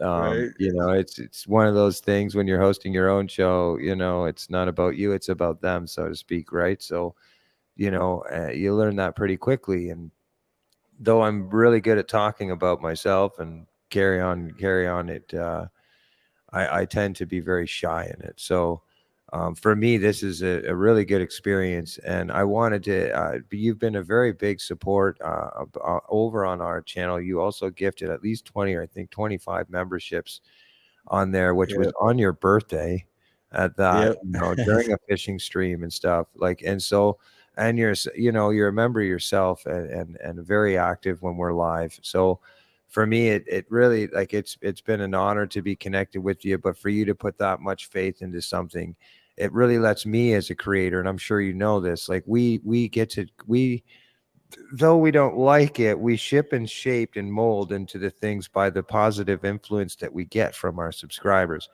What comments Yep. really do make a difference. Comments or interactions in chat and stuff like this. When we're being told, when you get told you're doing something good, YouTube says it blatantly: double down on it, double down on whatever it might be, whether it's shorts, videos, could be the melody, Right. the song, whatever the case is. And I think it's the same way that they look at music. If there's those 3 hit songs on a CD, the idea really is to double down on those products. If those were good selling products the next following year, how can you double down on that without it making it sound the same? And you'll find a lot of artists that'll use the same chords, the same formats. They're just shaping them around. And people got famous doing this. It was a very ingenious way of doing it. And it's doubling down on your content. And so, the interaction we get from our subscribers is really important. It really does kind of, lets us know, okay, this is where we can keep continuing. You know what I mean? This is good. Right. No Exactly. voice at all is like, it can be a bit scary unless you just, then of course you just got the analytics to go to, which is another whole brainstorm of nonsense. Yeah. You I'm know what I'm still saying? figuring all that Yeah. out. So I mean, the interactions from our subscribers and friends and stuff, it really does help a lot. It encourages us. And so for me, I got a lot of encouragement through this stream, man, through doing this with you, and the positive vibes out of it. It's super cool, man. Super, super cool. So I appreciate it, Steve. And I appreciate you being there, dude. It's just like, and the music community is like, I'm still meeting new people all the time, and it's awesome because conspiracy music, Clay, Yeah, he Clay. said, music has healing power, and it's so true. And it's just amazing to me how many amazing people I've met through that community. And actually, real quick, don't forget, tomorrow I'll be on there. We're doing a community share stream. So it's going to be, Yeah. us all sharing. Yeah. I tried this for the first time the other night there. Yeah, it was pretty wild. Yeah, I just the couldn't music figure out. community alone is just so awesome, man. It So many must be great people. easier on the computer, correct? Like to see your chat, to see that who's in your chat room. Is it because on a cell phone? I guess it was like a Oh little. yeah, It's a no, little paper clip, and I was like, I couldn't figure it yeah, out. it's hard because when me and Nina were doing our lives when we're like out on the road and on the Yeah, phone, it was really hard to keep up with chat. You couldn't, but yeah, on yeah. a computer, it's You like can see it. 1,000 times better. Whack it. So, Okay. Yeah, that'd be interesting. That's tomorrow night. yep, Friday noon my time, so 8 p.m. Eastern, or no, Okay. 6 p.m. Eastern.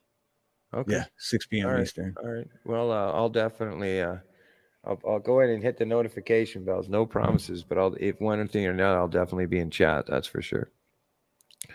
But Cool, I awesome. definitely, I got it. I don't like to shut the body off, but I'm definitely going to. All right.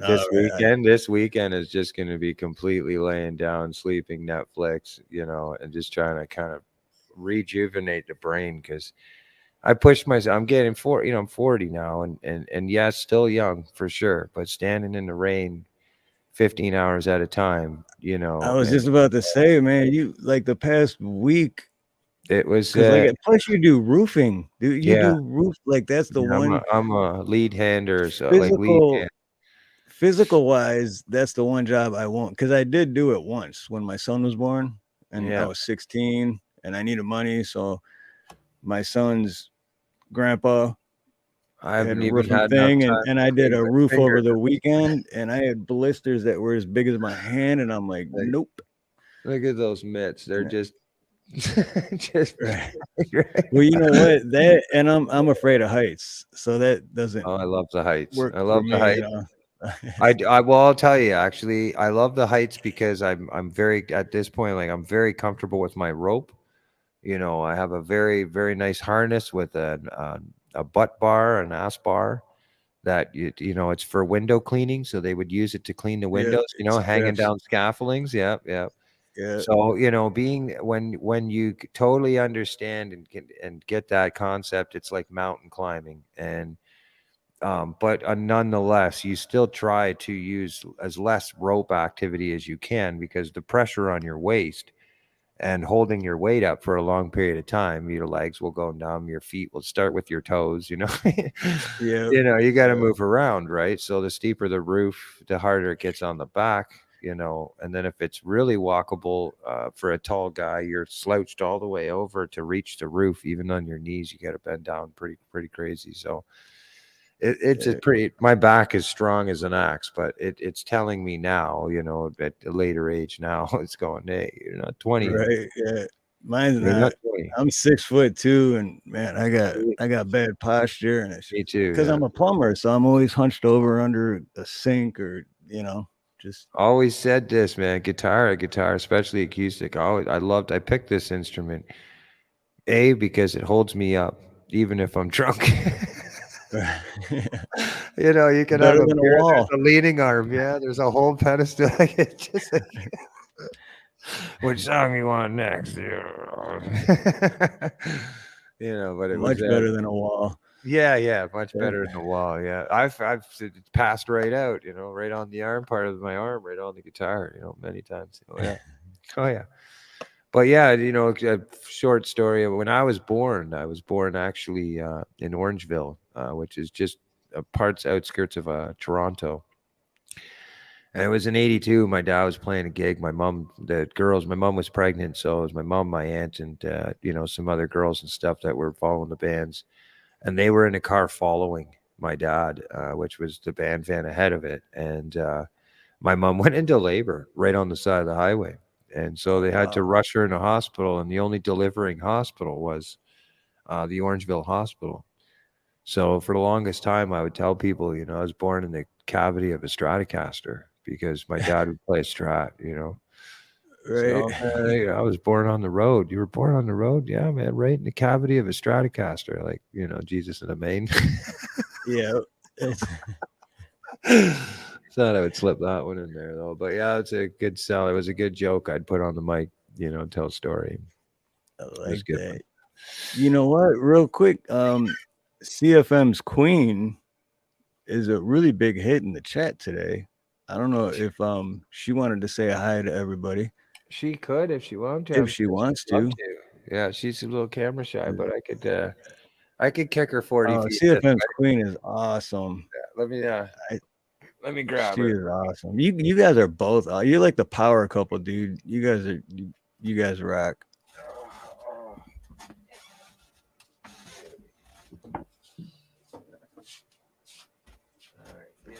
Yeah. I'm making CFM get up, and he's all sore and stuff. Hi. There she is. Aloha. Oh, So, here, I'll put these on. oh, There. aloha. Aloha, Steve. How are How you? are you? Everyone's loving you in chat, so I just figured maybe they wanted to say hi. But you know what? Everyone in chat, if you're subscribed to CFM Queen is always there too. So Oh, thank you. Hi, everybody. Much love. Thank you so much, Steve. Appreciate this. What a great It's my time channel. to hold Great the guy. What are you up to? Yeah, one of your people in there, your biz was like, he's like, type something into the other thing, but I thought this is better. I'm like, if Rich, calls me over, I'll come say hi on cam and stuff and say hi. right. Yeah. Hi. How are you doing today, Steve? Good. How are you? You guys had a busy week, huh? I We was, I was watching as much as I could your live streaming with the fishing tournament and stuff. Oh But with yeah. the time change, it's like I wake up in the middle of the night, go grab some water or something, and I look, I'm like, oh, they're on. So then I stay up for a half hour and try to watch. And Yeah, it was crazy. And thanks so much for coming in. We appreciate that. And like even for Rich and I, it was like sometimes I was good for like the morning bite, or sometimes I would do like the full block of the night with the morning fish with them. But then sometimes, because I have, health issues and pain issues and things like that. So sometimes it's hard for me to be there hardcore and diehard like Rich fishing. So, I'd have to right. take a break sometimes. And sometimes we're on off hours. I'd just be like waking up and he'd be like coming back kind of thing. So it was just nutty. Like we did our best, and it definitely was a harder tournament and competition this year than it was last year. Because last Yeah, that's what he was saying earlier. Yeah. Yeah, Rich got 3 tags last year, and I got 2 tags last year, and this year, Rich got 1 tag, and I didn't get any. I didn't even place. Oh wow. Yeah, it was But it was crazy. tough with the weather and everything too, because I could tell it was cold. Trust me, I was born and raised in Detroit, but I've lived in Hawaii for like 15 years. But I remember what cold looks like. You know what I Yeah. mean? With the rain coming down and you guys wearing jackets, and it's like, Oh, oh, I yeah. don't miss that. Oh, So yeah, this one night, like, he took the shelter down, and, we thought, like, it was gonna be okay into the morning this one night.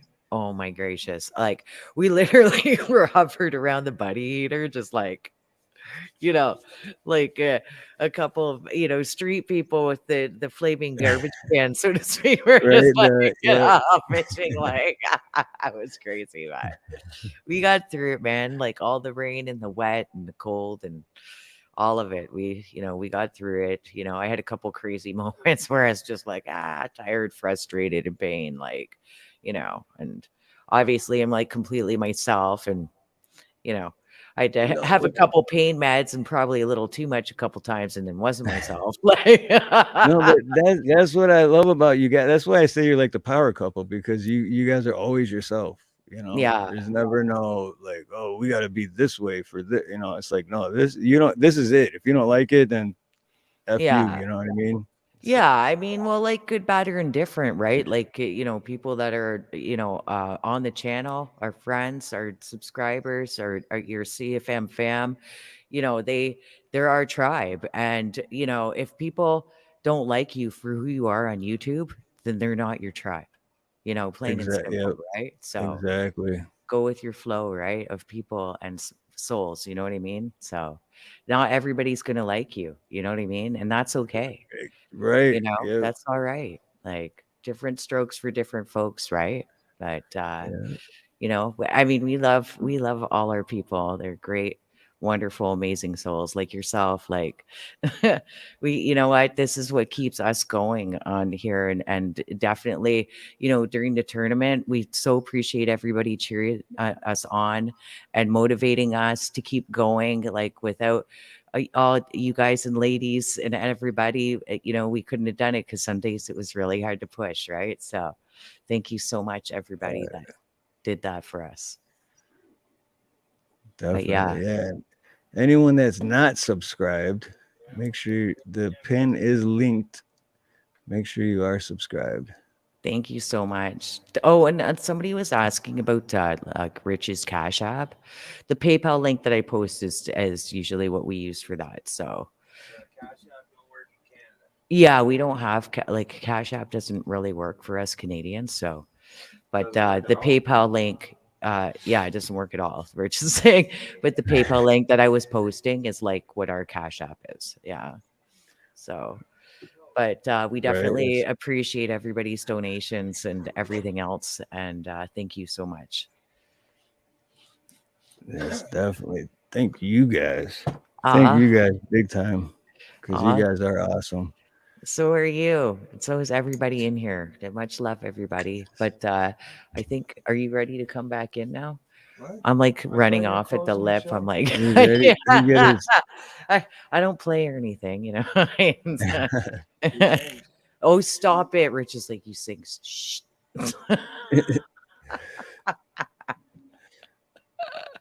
If I ever come to Canada, though, I want to come out and take those bikes for a ride with you guys because you guys Yeah. were before you went on the fishing thing. I remember I was like, dude, I want to take those bikes for a ride. I seen them in the background. Oh, yeah. I forgot Oh, what yeah. CCs they were now, but those were cool, man. Yeah, one of them is what is it? How many cc's is the cheetah bike? 125 cc's on the cheetah bike. 125. Okay. Yeah, and then on the yellow one, 79, 80 cc's on the Oh, yellow 80. one. Oh, wow. See, the Yeah. 80 to me would be more fun than the 125 just because, it's like Yeah. when you have fun on a go-kart, it's like. Oh, yeah. Well, Rich and I have doubled on both. I've gone fishing and doubled before we had the e-bike. We used to get the craziest looks coming down the street, like with fishing rods and everything. Like me ripping on a dirt bike, me doubled up on like the handlebars some nights, and like depending how we had everything packed into this bike to go fishing at the lake. Dude, that's awesome though. Talk about awesome memories. You That's know, just that is people awesome. people were funny because at first they'd be like, what is that? And then they'd see us go by and I'm smiling, I'd wave, and they're like, ah, that's awesome.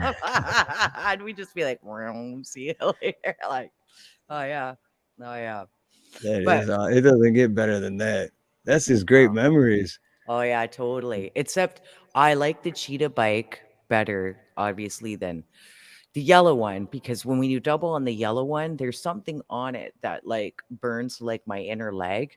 It's ruined a bunch of my boots and pants and everything on it. So, and the cheetah one's faster, so it's a lot, it's a lot more fun. So, Right. oh Yeah, yeah. actually I learned how to ride a bike on a 80cc. Oh nice. And it was actually embarrassing, but that's a whole Was different show. Tell us another time. We'll Put have it an this way. interview I didn't for know what you I on was our doing.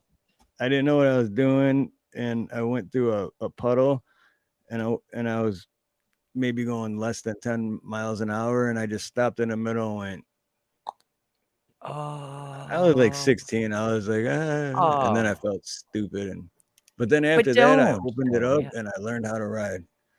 Wicked. See, you triumph. So that's not, you should never, Right. you know what? You never I feel didn't give stupid up. for making mistakes because those mistakes are what makes us do and be better, Yeah, Exactly. Yep. you have to fail sometimes to succeed in life, right?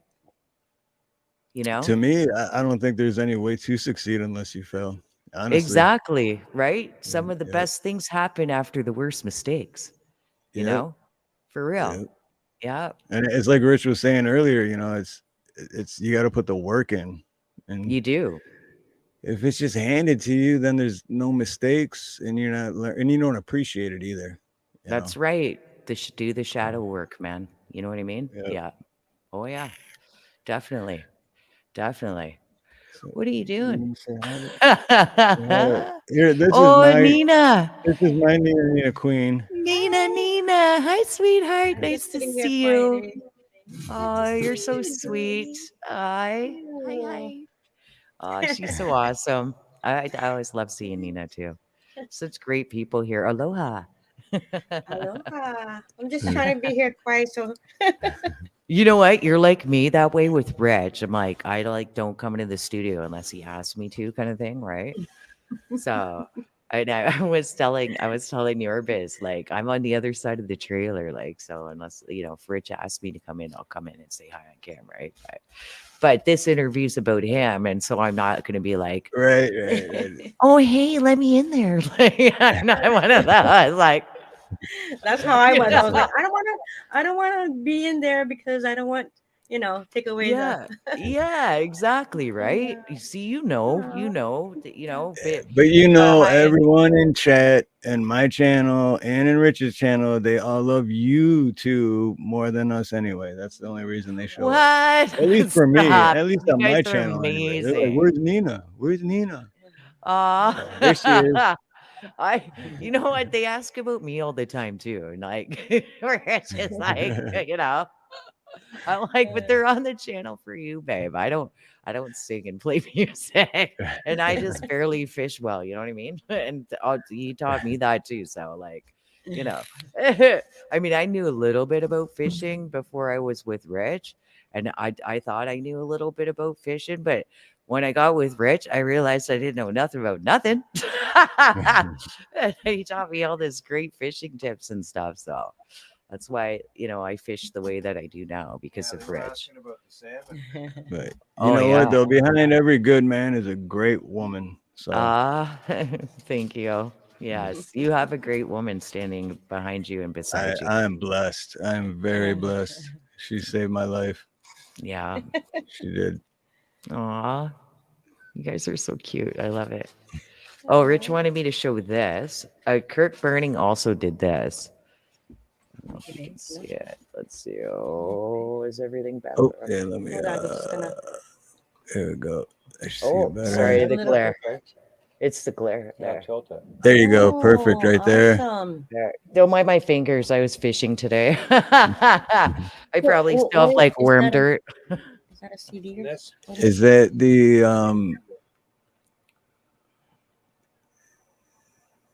Yeah, okay, that's what we were talking about earlier with the I forgot the name already. Kurt Burning.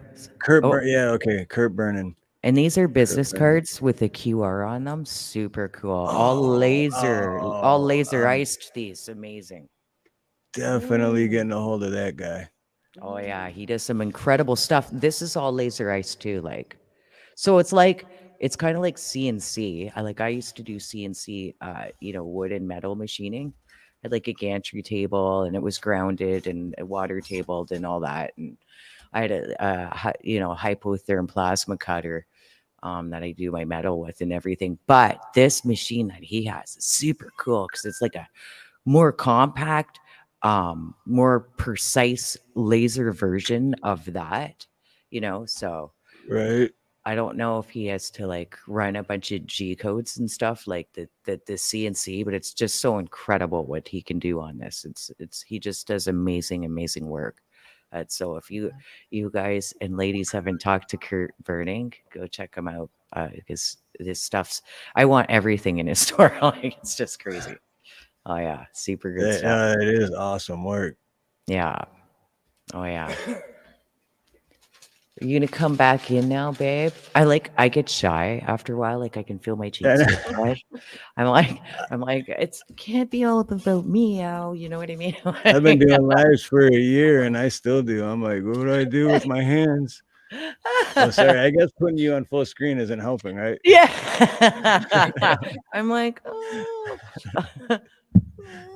It gets really crazy when nobody says anything and they just keep you hanging there for a minute. Oh my gosh. Yeah, I was on a live panel before where people weren't saying anything, but people were in chat watching.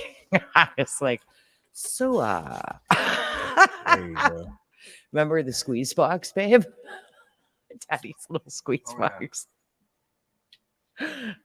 I might let Rich tell you about that some other time, but yeah. Yeah. Well, you know what? We'll have to do a part 2 of this in like maybe, let's see, maybe in like mid-July or something. We'll have to do a part 2. Right on. Well, I'll hand you back to Rich so y'all can talk about that. But it was great coming up here and saying hi to everybody. Thank you for coming up, and everyone in chat that doesn't know you now they know the power couple. That's right. Oh, awesome. And I'm actually wearing. I don't know if I'm gonna f up anything, but turning around. But I can show. I've got my CFM Team Queen hoodie on too right now. I'll try to show you that without knocking the whole setup over, but. I don't know. Can you see it? Oh yeah, The CFM mic's Queen. Yeah, that's. I can't see the bottom part, but I see CFM Queen. I hooked. Oh, stand up. Oh, nice. There you go. Oh, I hooked hooked the it. fisherman. All right, awesome. That is awesome. Thanks, man. I fish in it. It's my lucky hoodie. So, but take care, everybody. Much love, and I'll see you all back in the chat. And I'm sorry I couldn't see the chat while I was up here, but I'll definitely respond to your comments in the chat if I need to do so. But here's Rich, the king. I'll give him back to you. And thank you so much for having me on panel. So awesome to Thank see you. you, Thank you. Same Steve. here, You too. Julie. And Nina, sweetheart. Much love, honey. Beautiful, Yeah. beautiful. Much love. Much aloha. Thanks, sweetie. Aloha. See you. Here's Rich.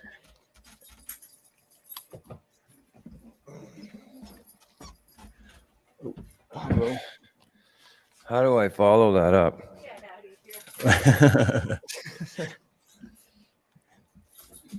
right. Well, I know. All right. What's that? No, it's okay. Oh. All right, so I think maybe I'll play one more for you here, and then I might call her for dinner here. It's about 10 o'clock here Awesome. tonight, Awesome. but I'm Cool. I'm pretty Before you play one, I was gonna say, is there, because afterwards, well, one, after you play one, I was gonna ask you one final question, sure. and then two, afterwards when I ended, because I always play some music to keep the chat going, but I also play another one of your videos. But is there another specific video that Sure. Before I die before is I one die? of the good one there, I believe. Oh, I got it right here. Okay. That one was it's one that's not played very often, but it's got a great message in it, and it's pretty inspirational. I think a lot of people will enjoy that song. I think Cool. all these videos I made, I've put together production, everything. Everything is recorded and I produced. was gonna say that Yeah. first one I opened the show with.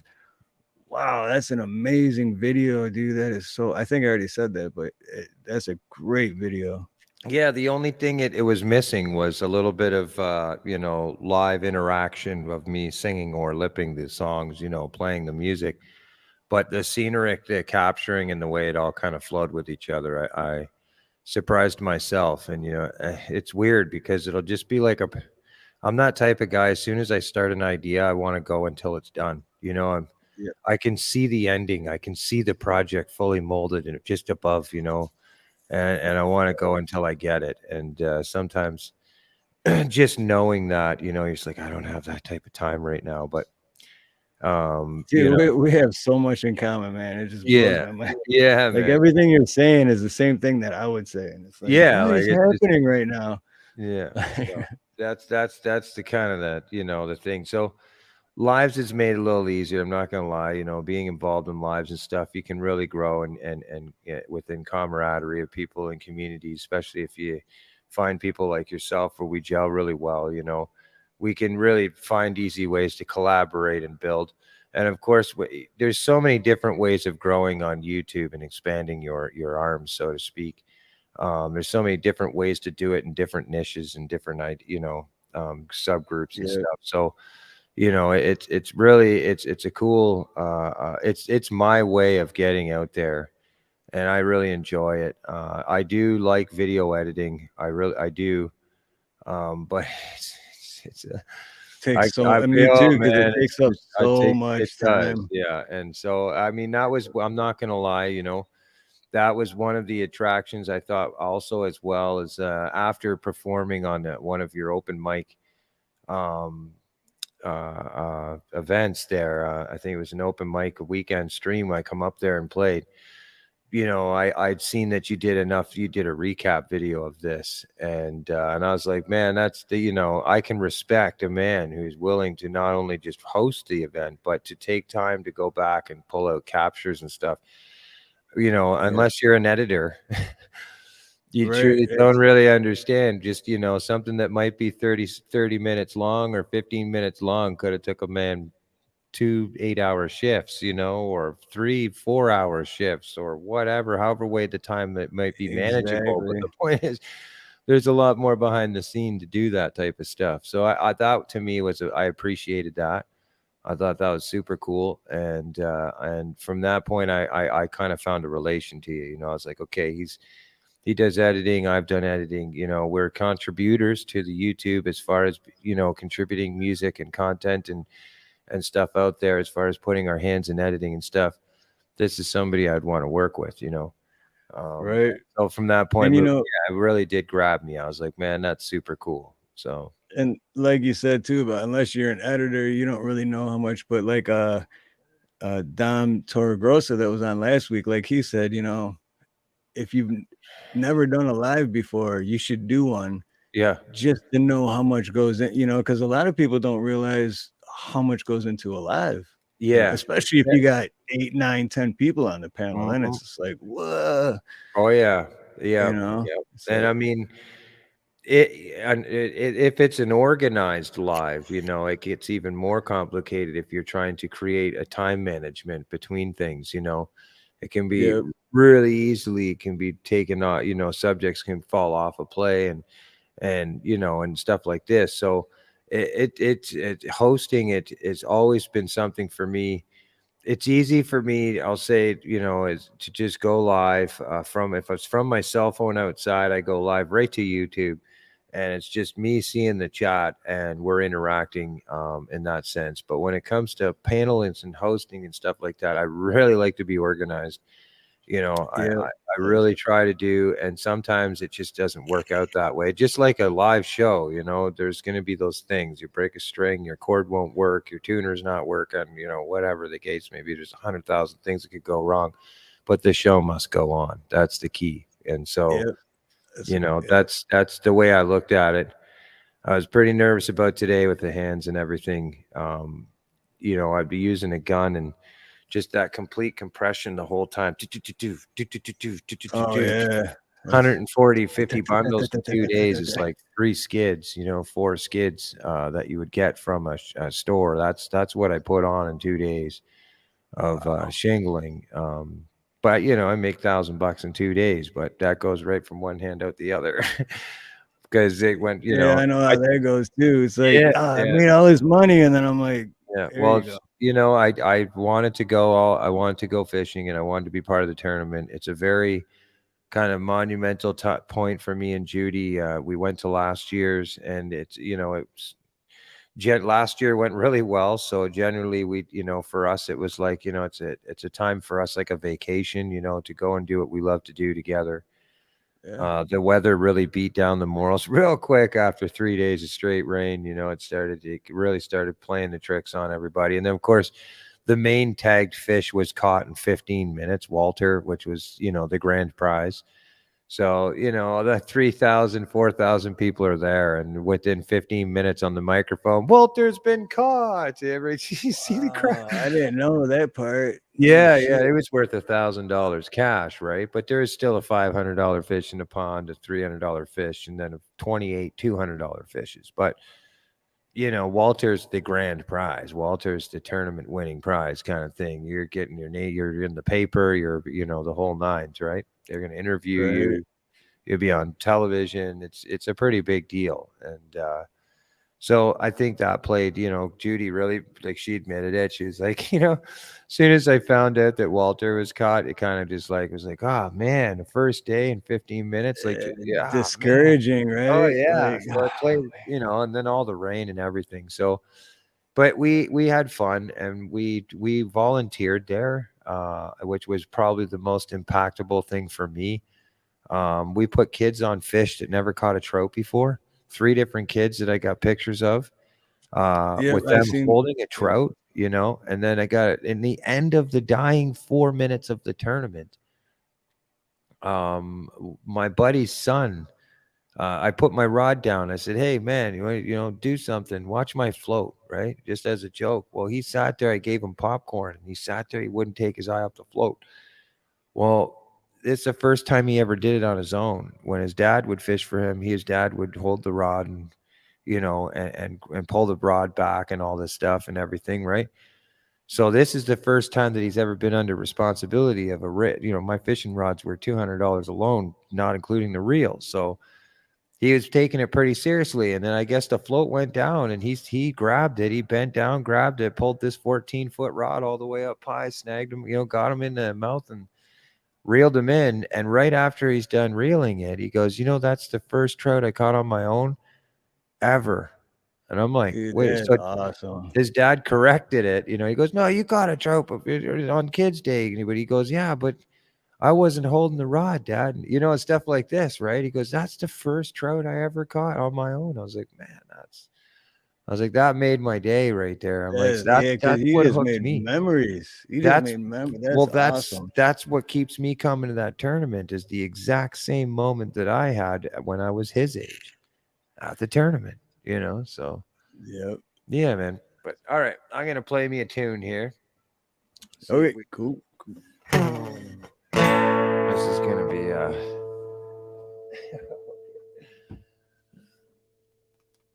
get some blood in there. All right, this is my song, Rock and Roll.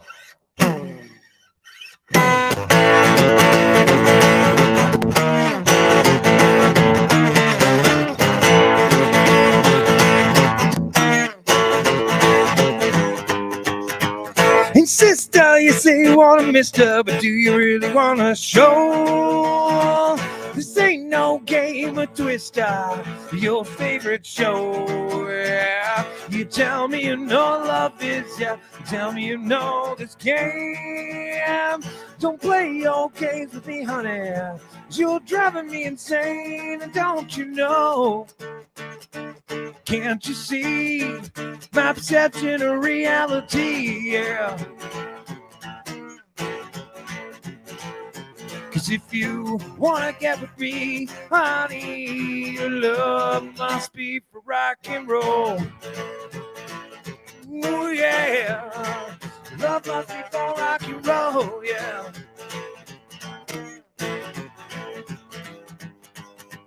It's just you want that mister, but are you built for the show? Yeah, and I played this game 100 times, and I'm here to let you know. Yeah, I walk on the stage till I die, spread my love on the floor. Get on the floor, give me more. I'm here for the show, and don't you know? Can't you see my perception of reality? Yeah. Ooh, yeah, yeah. Cause if you wanna get with me, honey, your love must be for rock and roll. Ooh, yeah. Your love must be for rock and roll, yeah. Ooh, yeah. Have you licked me? Ooh. Ooh, yeah. Have you, don't you know? Can't you see my perception of reality? Yeah. Ooh. If you wanna get with me, honey, your love must be for rock and roll. Ooh, yeah. Your love must be for rock and roll, yeah. Come on now.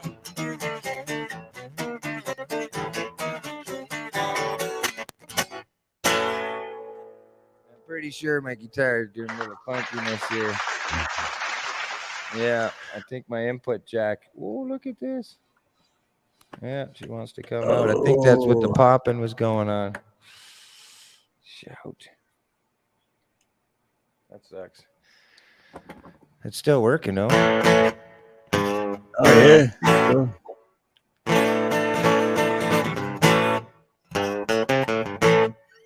Cool. All right, my friend. Man, I appreciate you playing too, man, because I know what it's like when you're you're hurting from work. Look at just sweating. Yeah, it's like the famous lyrics, right? Played it till my fingers bled. Yeah, man, straight up. I'm not joking, but I'm definitely going to be around, man. I definitely want to get up on pounds with you and be a part of the community, and as well with other brethren that are out there as well in the music. I know Dom has reached out to me and other fellas as well. But the tournament was the forefront, and I had to get past that. And of course, I'm very I don't have a lot of time on my schedule, but when I do make commitments, they become priorities, and my focus kind of generalizes on that, and then I go from one at a time, kind of thing. You know what I mean? I try not to get too far ahead with commitments at this time.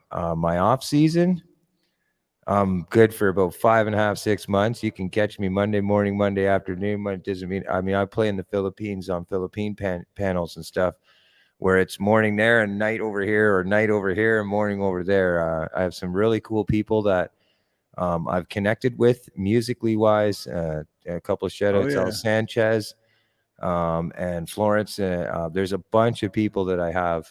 Speaking of that too, do you know Miss D and Burns Del Rey? Yes, I do. Yes, I do. They're Yeah. awesome, aren't Yeah. they? They're Yeah. wicked. Yeah. So I have spent my time, all winter. I spent a lot of time getting out there and getting to know a lot of people, and different areas of where people like Metalhead Hippie was another fella. Yep. People do different types of ways and different avenues. And if it doesn't work out for me, it doesn't work out. But me, I'm as open and freelancing hippie you'll ever meet when it comes to this type of stuff. If you got a voice and you got a craft, you're an amazing person and inspiration to people that, could pick up an instrument. If that, to me, that's enough. And I like to be a part of that. I don't put myself in any type of high threshold. Music is not, ego gets you nowhere in this type of avenue. With music, Yep. it's good to have a confidence in self knowledge and knowing of what your worth is, but the ego it doesn't work. The ego is not your amigo. No, it's not your That's what I amigo. like. So Yeah. I mean, for me, I really I tend to be more open-minded, and to a lot of different talent and acts, and stuff like that. I mean, when I was doing open mics, I would even let poetry come up on the stage if somebody had a really strong poetry or something, and stuff like this. They got really, for me, the whole creative aura around music, being creative, and the inspiration behind it. That to me is what needs to live on. I mean, I know that I was given a gift, and I know that, and I keep that in my forefront of my mind all the time. And for what it gave me and where it's put me in my life, regardless of me living in a trailer or wherever, my center being and being able to deal with my past and everything that's happened throughout my life, if music was not a part of that to comfort me, my life could be in a lot different places. So for me, I give back as a vessel. I don't look at it as me being an image. I'm like one of those singers that would love to be singing behind the curtain, and you were forced to just listen to me audibly and not through Right. picture. That's my type of persona, to be honest with you. I love the feeling of the music and everything, but the imaging and the forcing of being an image and a logo, I'm not gonna lie to you, without getting crazy into it, I don't really like it. I'm more about the physical attachment with the energy that music gives people. And so, that being said, it's YouTube and everything. It's been an avenue for me to learn, to be on panels, and to be comfortable in all aspects of that, because I'm just a vessel, and I know that it was given to me. Like, I'd spent a lot of time as a kid disciplinarily playing it without knowing that I was learning something so powerful. But in the Mhm. same sense, there's a lot of avenues in my life. There's a lot of times in my life where music was not there. Being on the streets and everything, I didn't, very rare was I picking up a guitar, and this could have been for 2 to 3 years at a time. But for some Right. reason, music kept calling me back. Music kept calling me back. I couldn't go a long period of time in my life without it needing to be done, whether it was a $40 instrument or somebody's guitar in the basement. They'd pick it up and I'd start playing. They're going, holy, I'd play their guitar better than them, at 14 years old or 16, 17 years old, and I've had people give me their guitars and go, here, man, you need a guitar to be playing. Like, you can't be playing like that and not own a guitar. And so I would beat around the streets until the thing would fall apart or got broken or smashed or whatever. But my point is music always seemed to pull me back in. So for me, I look at it like I'm just a vessel, man. I'm just the energy just flows through me and my fingers tend to work with it. And I keep that humility all the way through. And if it, for me, being on YouTube and being able to spread it out and manage it myself when I'm ready to do it, when I feel like doing it, that to me, it's a blessing. It before we were forced to do it. If you didn't get out on the street, you were just you were the closet player. You know what I mean? That's what you call it. You're a room player, play in your Right. room. But in order to be heard, you had to get out there. Well, now you can. I don't have to be in a bar. I don't have to be around a bunch of people that won't remember me in the morning. You know what I mean? Right. Probably won't buy my merch. Beer's already at $8-10 a pop in a bar, and I don't want to turn around and give them door charge in order for me to get paid, and then I got to put a stand out. What do I sell my shirts at? Yeah. 15-20 bucks. You just cost a man a pitcher, 5 beers right there. Some people only come with $100 in their pocket now because they're like, I'm not going over my budget. Right. They see a Exactly. door charge, they run. You know what I mean? So it's like, you know what I mean? Like, so it's a crazy time right now for the lives and being out there if you want to be an original project. And the technology is now letting us do it in a way where we can do it when we have the time. We can do it in the comfort of our own home. And Yep. you can touch people from all over the world. You know what I mean? Opposed to just people that can walk to the local bar, because nobody's driving to a bar anymore. They can't And drive they're home. definitely not flying here from the other side of the world to go to that local bar. You know what I mean? Exactly, So, yeah, exactly. it So is there's awesome. been avenues that I've looked at with bar owners. We're seeing a lot more TVs in bars and stuff with the hockey games and all this stuff.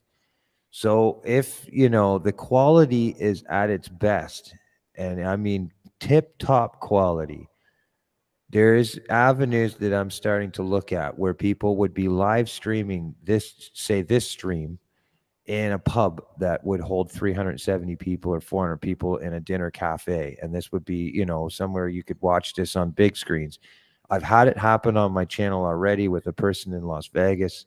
He was, this guy was very vividly, he was throwing money at us on PayPal and told us I was on like in front of 160 people in a cafe. And that's what put me on the idea. I was like, man, I Oh, was that's just pretty playing through. cool. Yeah. Like you only think it's one viewer, but it's not. It's everybody watching. And so then they all started coming in the chat, and I just literally, it was the best stream I ever had.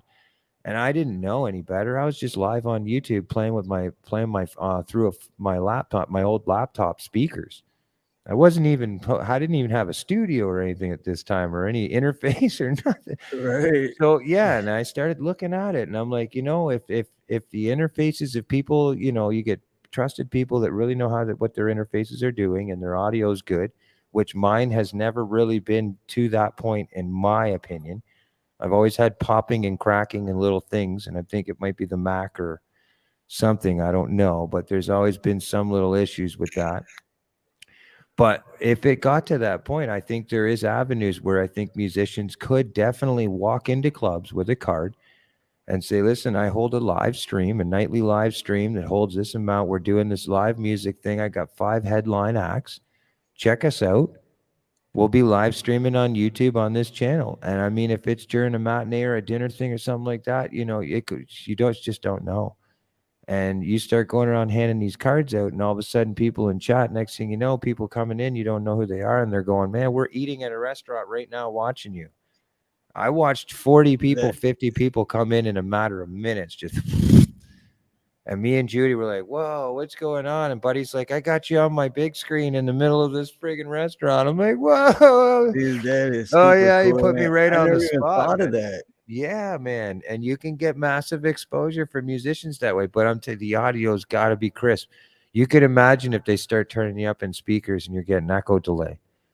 You know what I mean? So, I mean, the worst it could ever happen is, people don't go on the channel. Who cares, right? Whatever. We'll try another night. Yeah. But,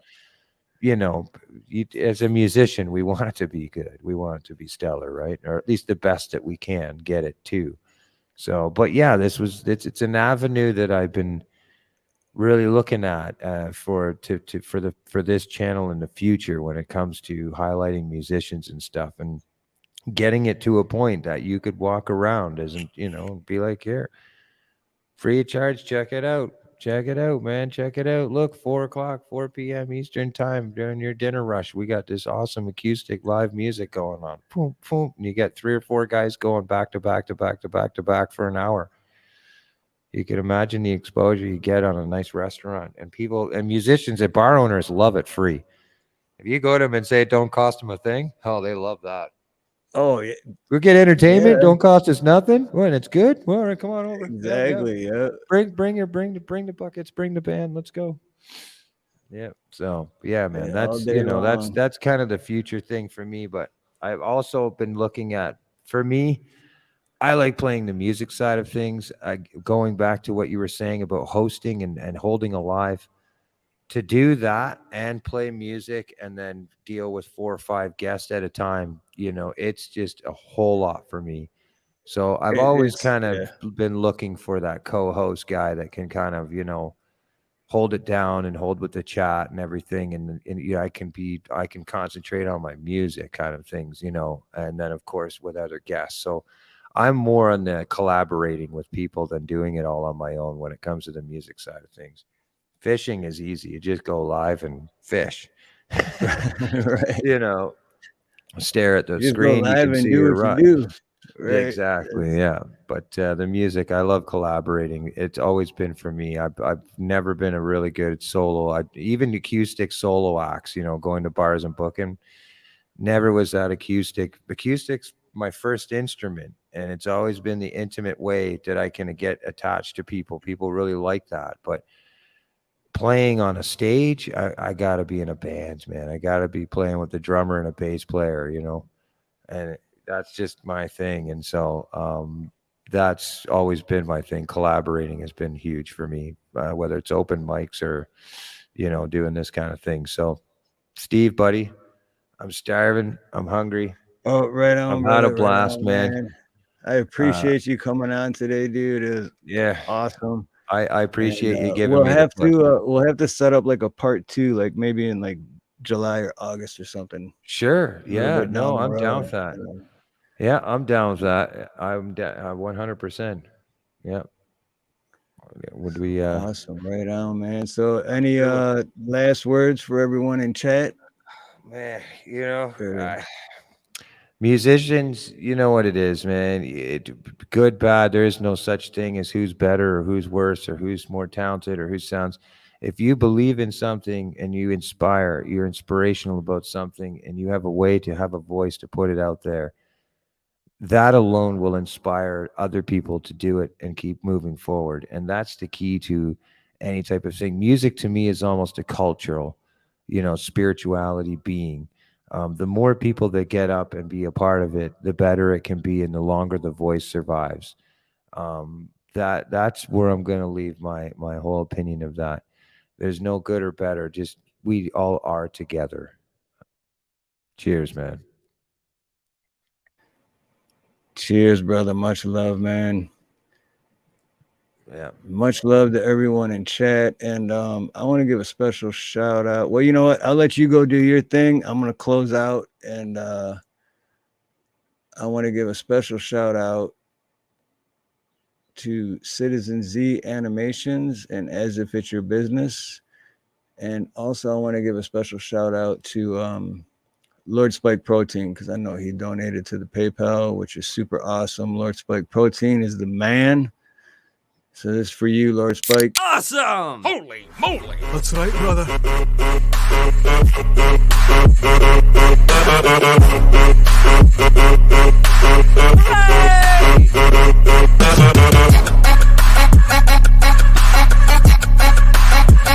Nice! That was freaky. So right on, guys, I'm going to let the chat run for a little bit. I'm gonna.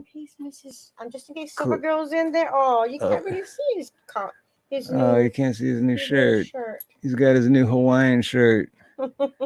He looks like a little gentleman now. Little gentleman. Looks like he's gonna go to a luau. All right. But I'll let the chat run for a little bit. I'm gonna close out with another one of CFM Rock's videos and songs, and after that, I'll let it go for a little bit. And huge shout out to Canadian fishing musician Rocks and CFM's Queen. You guys are the power couple. You guys are awesome, and I appreciate you guys coming on. Much love, much respect, much aloha.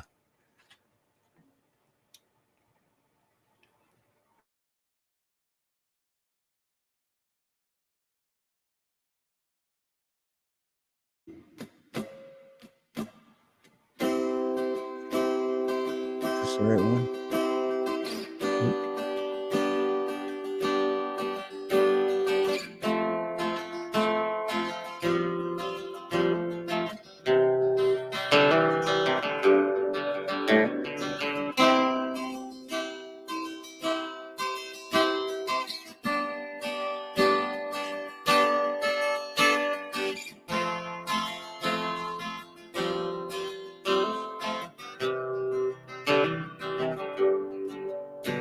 When you live in a moment, let that moment pass you by.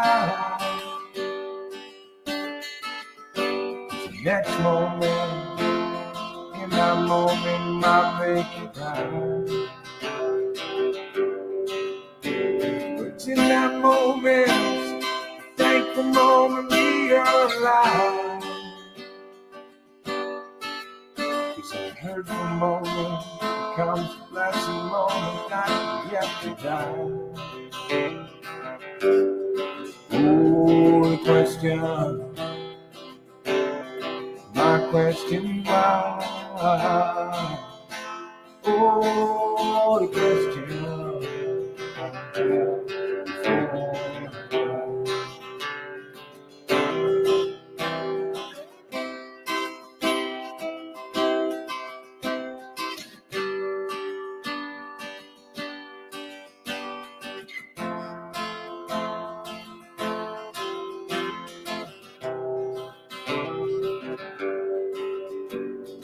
when we dream, sometimes those dreams are a message for you. Then those dreams, secret dreams, comes out the truth. Then there's dreams, those pretty dreams that help me from feeling blue. It's in those dreams, those lovely dreams that finally meet you. Oh, the question, my question, why do I meet you live when I die? So many times I thought I might have felt you. And 100 times I thought that I'd make my case. Ooh, my question, why? Oh, the question I have. Oh, the question, my question's why do you want me to love when I die?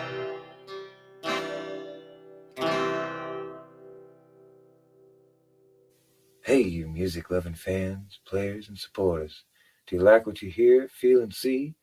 The spirit of music must live on, and with your support and love it can. Subscribe, like, and share the beautiful gift of music. The gift of music I've given to you. Thanks for your time and love. Until next time, stay rich within.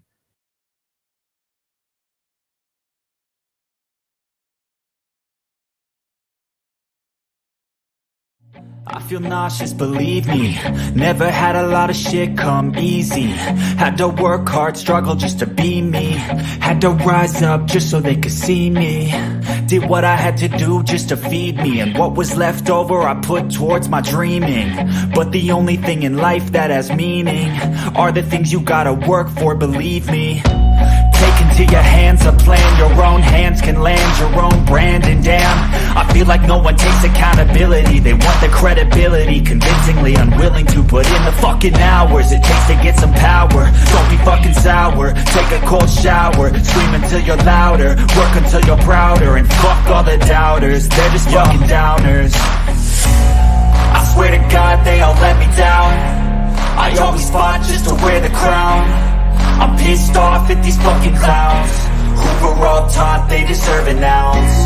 It's only worth it if you work for it. It's only worth it if you work for it. I won't stop till they hear me now. I won't stop till I wear the crown.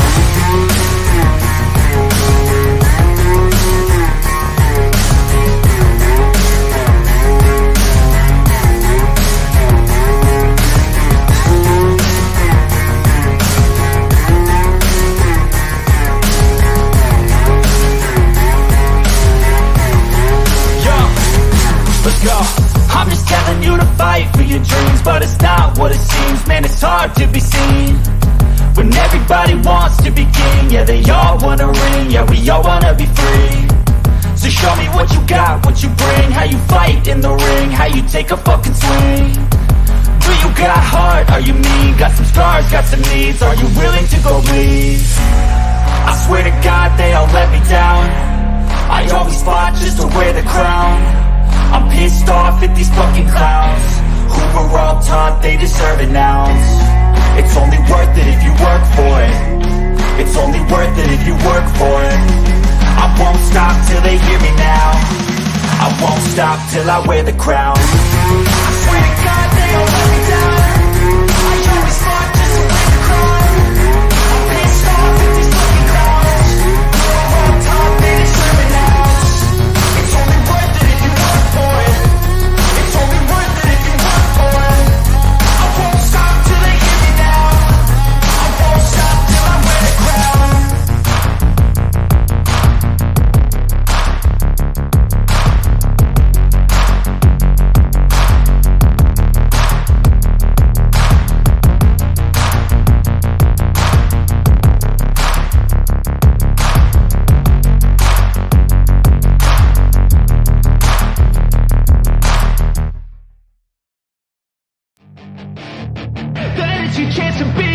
Hey kid, don't ever let them get inside your head. They'll tell you what to do in life instead of everything you know that you could get. Don't let them guide your life towards regret. I'll fight for what I love with every breath. My past is filled with things I won't forget. I use them all to push me to my best. So treat the worst of times just like a test. If only I could go back in time, I'd tell myself that everything will end up alright. Just push yourself, test yourself, figure out what you like, and find your limits, don't be rigid, always work towards a prime. Surround yourself with open minds, people can change your life. A few friends with intent can help you feel alive. Find a passion, take some action, and with a little time, just be patient, make a statement, try to enjoy your life. They'll try to kick you while you're down. They wanna rise up while you drown. They wanna fill your head with doubt. They're silently scared that you'll figure it out. I'll make it look like I'm losing, won't bother hiding my bruises. And when they finally think you're wounded, then it's your chance to be ruthless.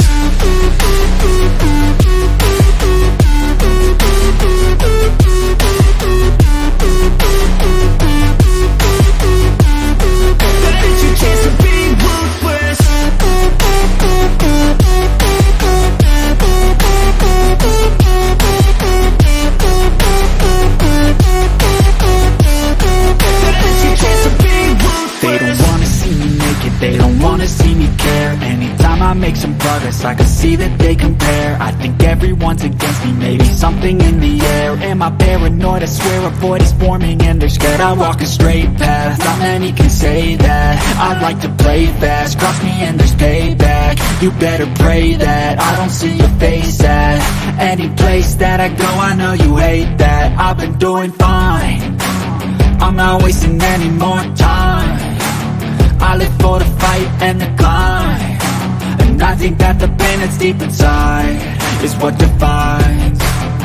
So I won't give up, I'm gonna make it to the top. I don't care what's in my way, I swear I'm never gonna stop. I could fall flat on my face and I swear I will get back up, cause I don't deserve a thing and the road ahead is tough.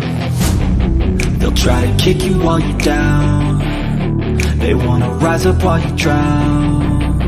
They wanna fill your head with doubt, they're silently scared that you'll figure it out. I'll make it look like I'm losing, won't bother hiding my bruises.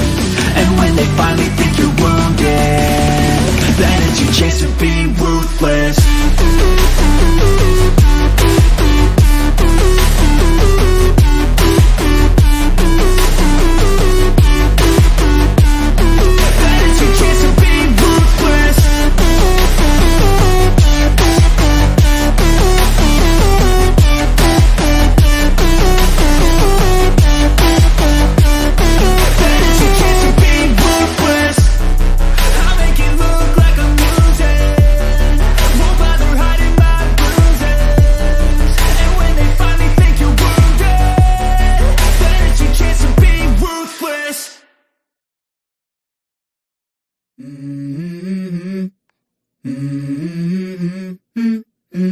Let's go.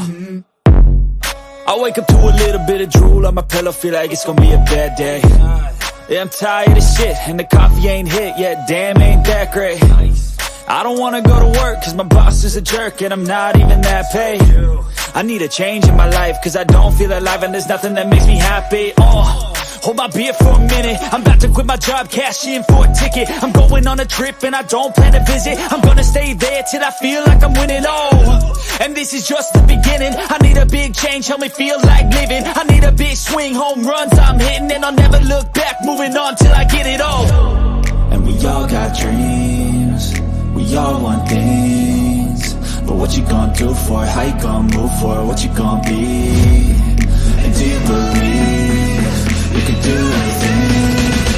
But what you gonna do for it? How you gonna move for it? What you gonna be?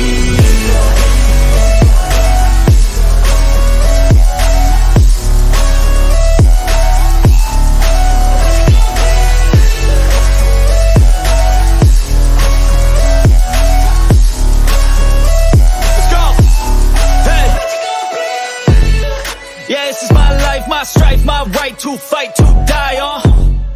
And this is my game to play, to claim a brand new name, And I ain't gonna lie to you, I'm a bit nervous that I might screw everything up that I've ever done. But what's the point of living if you ain't having fun?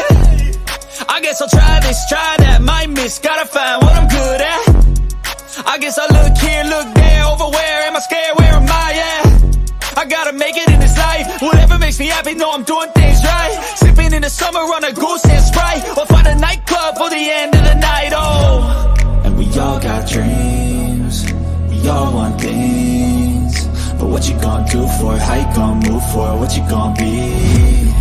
And do you believe you can do anything?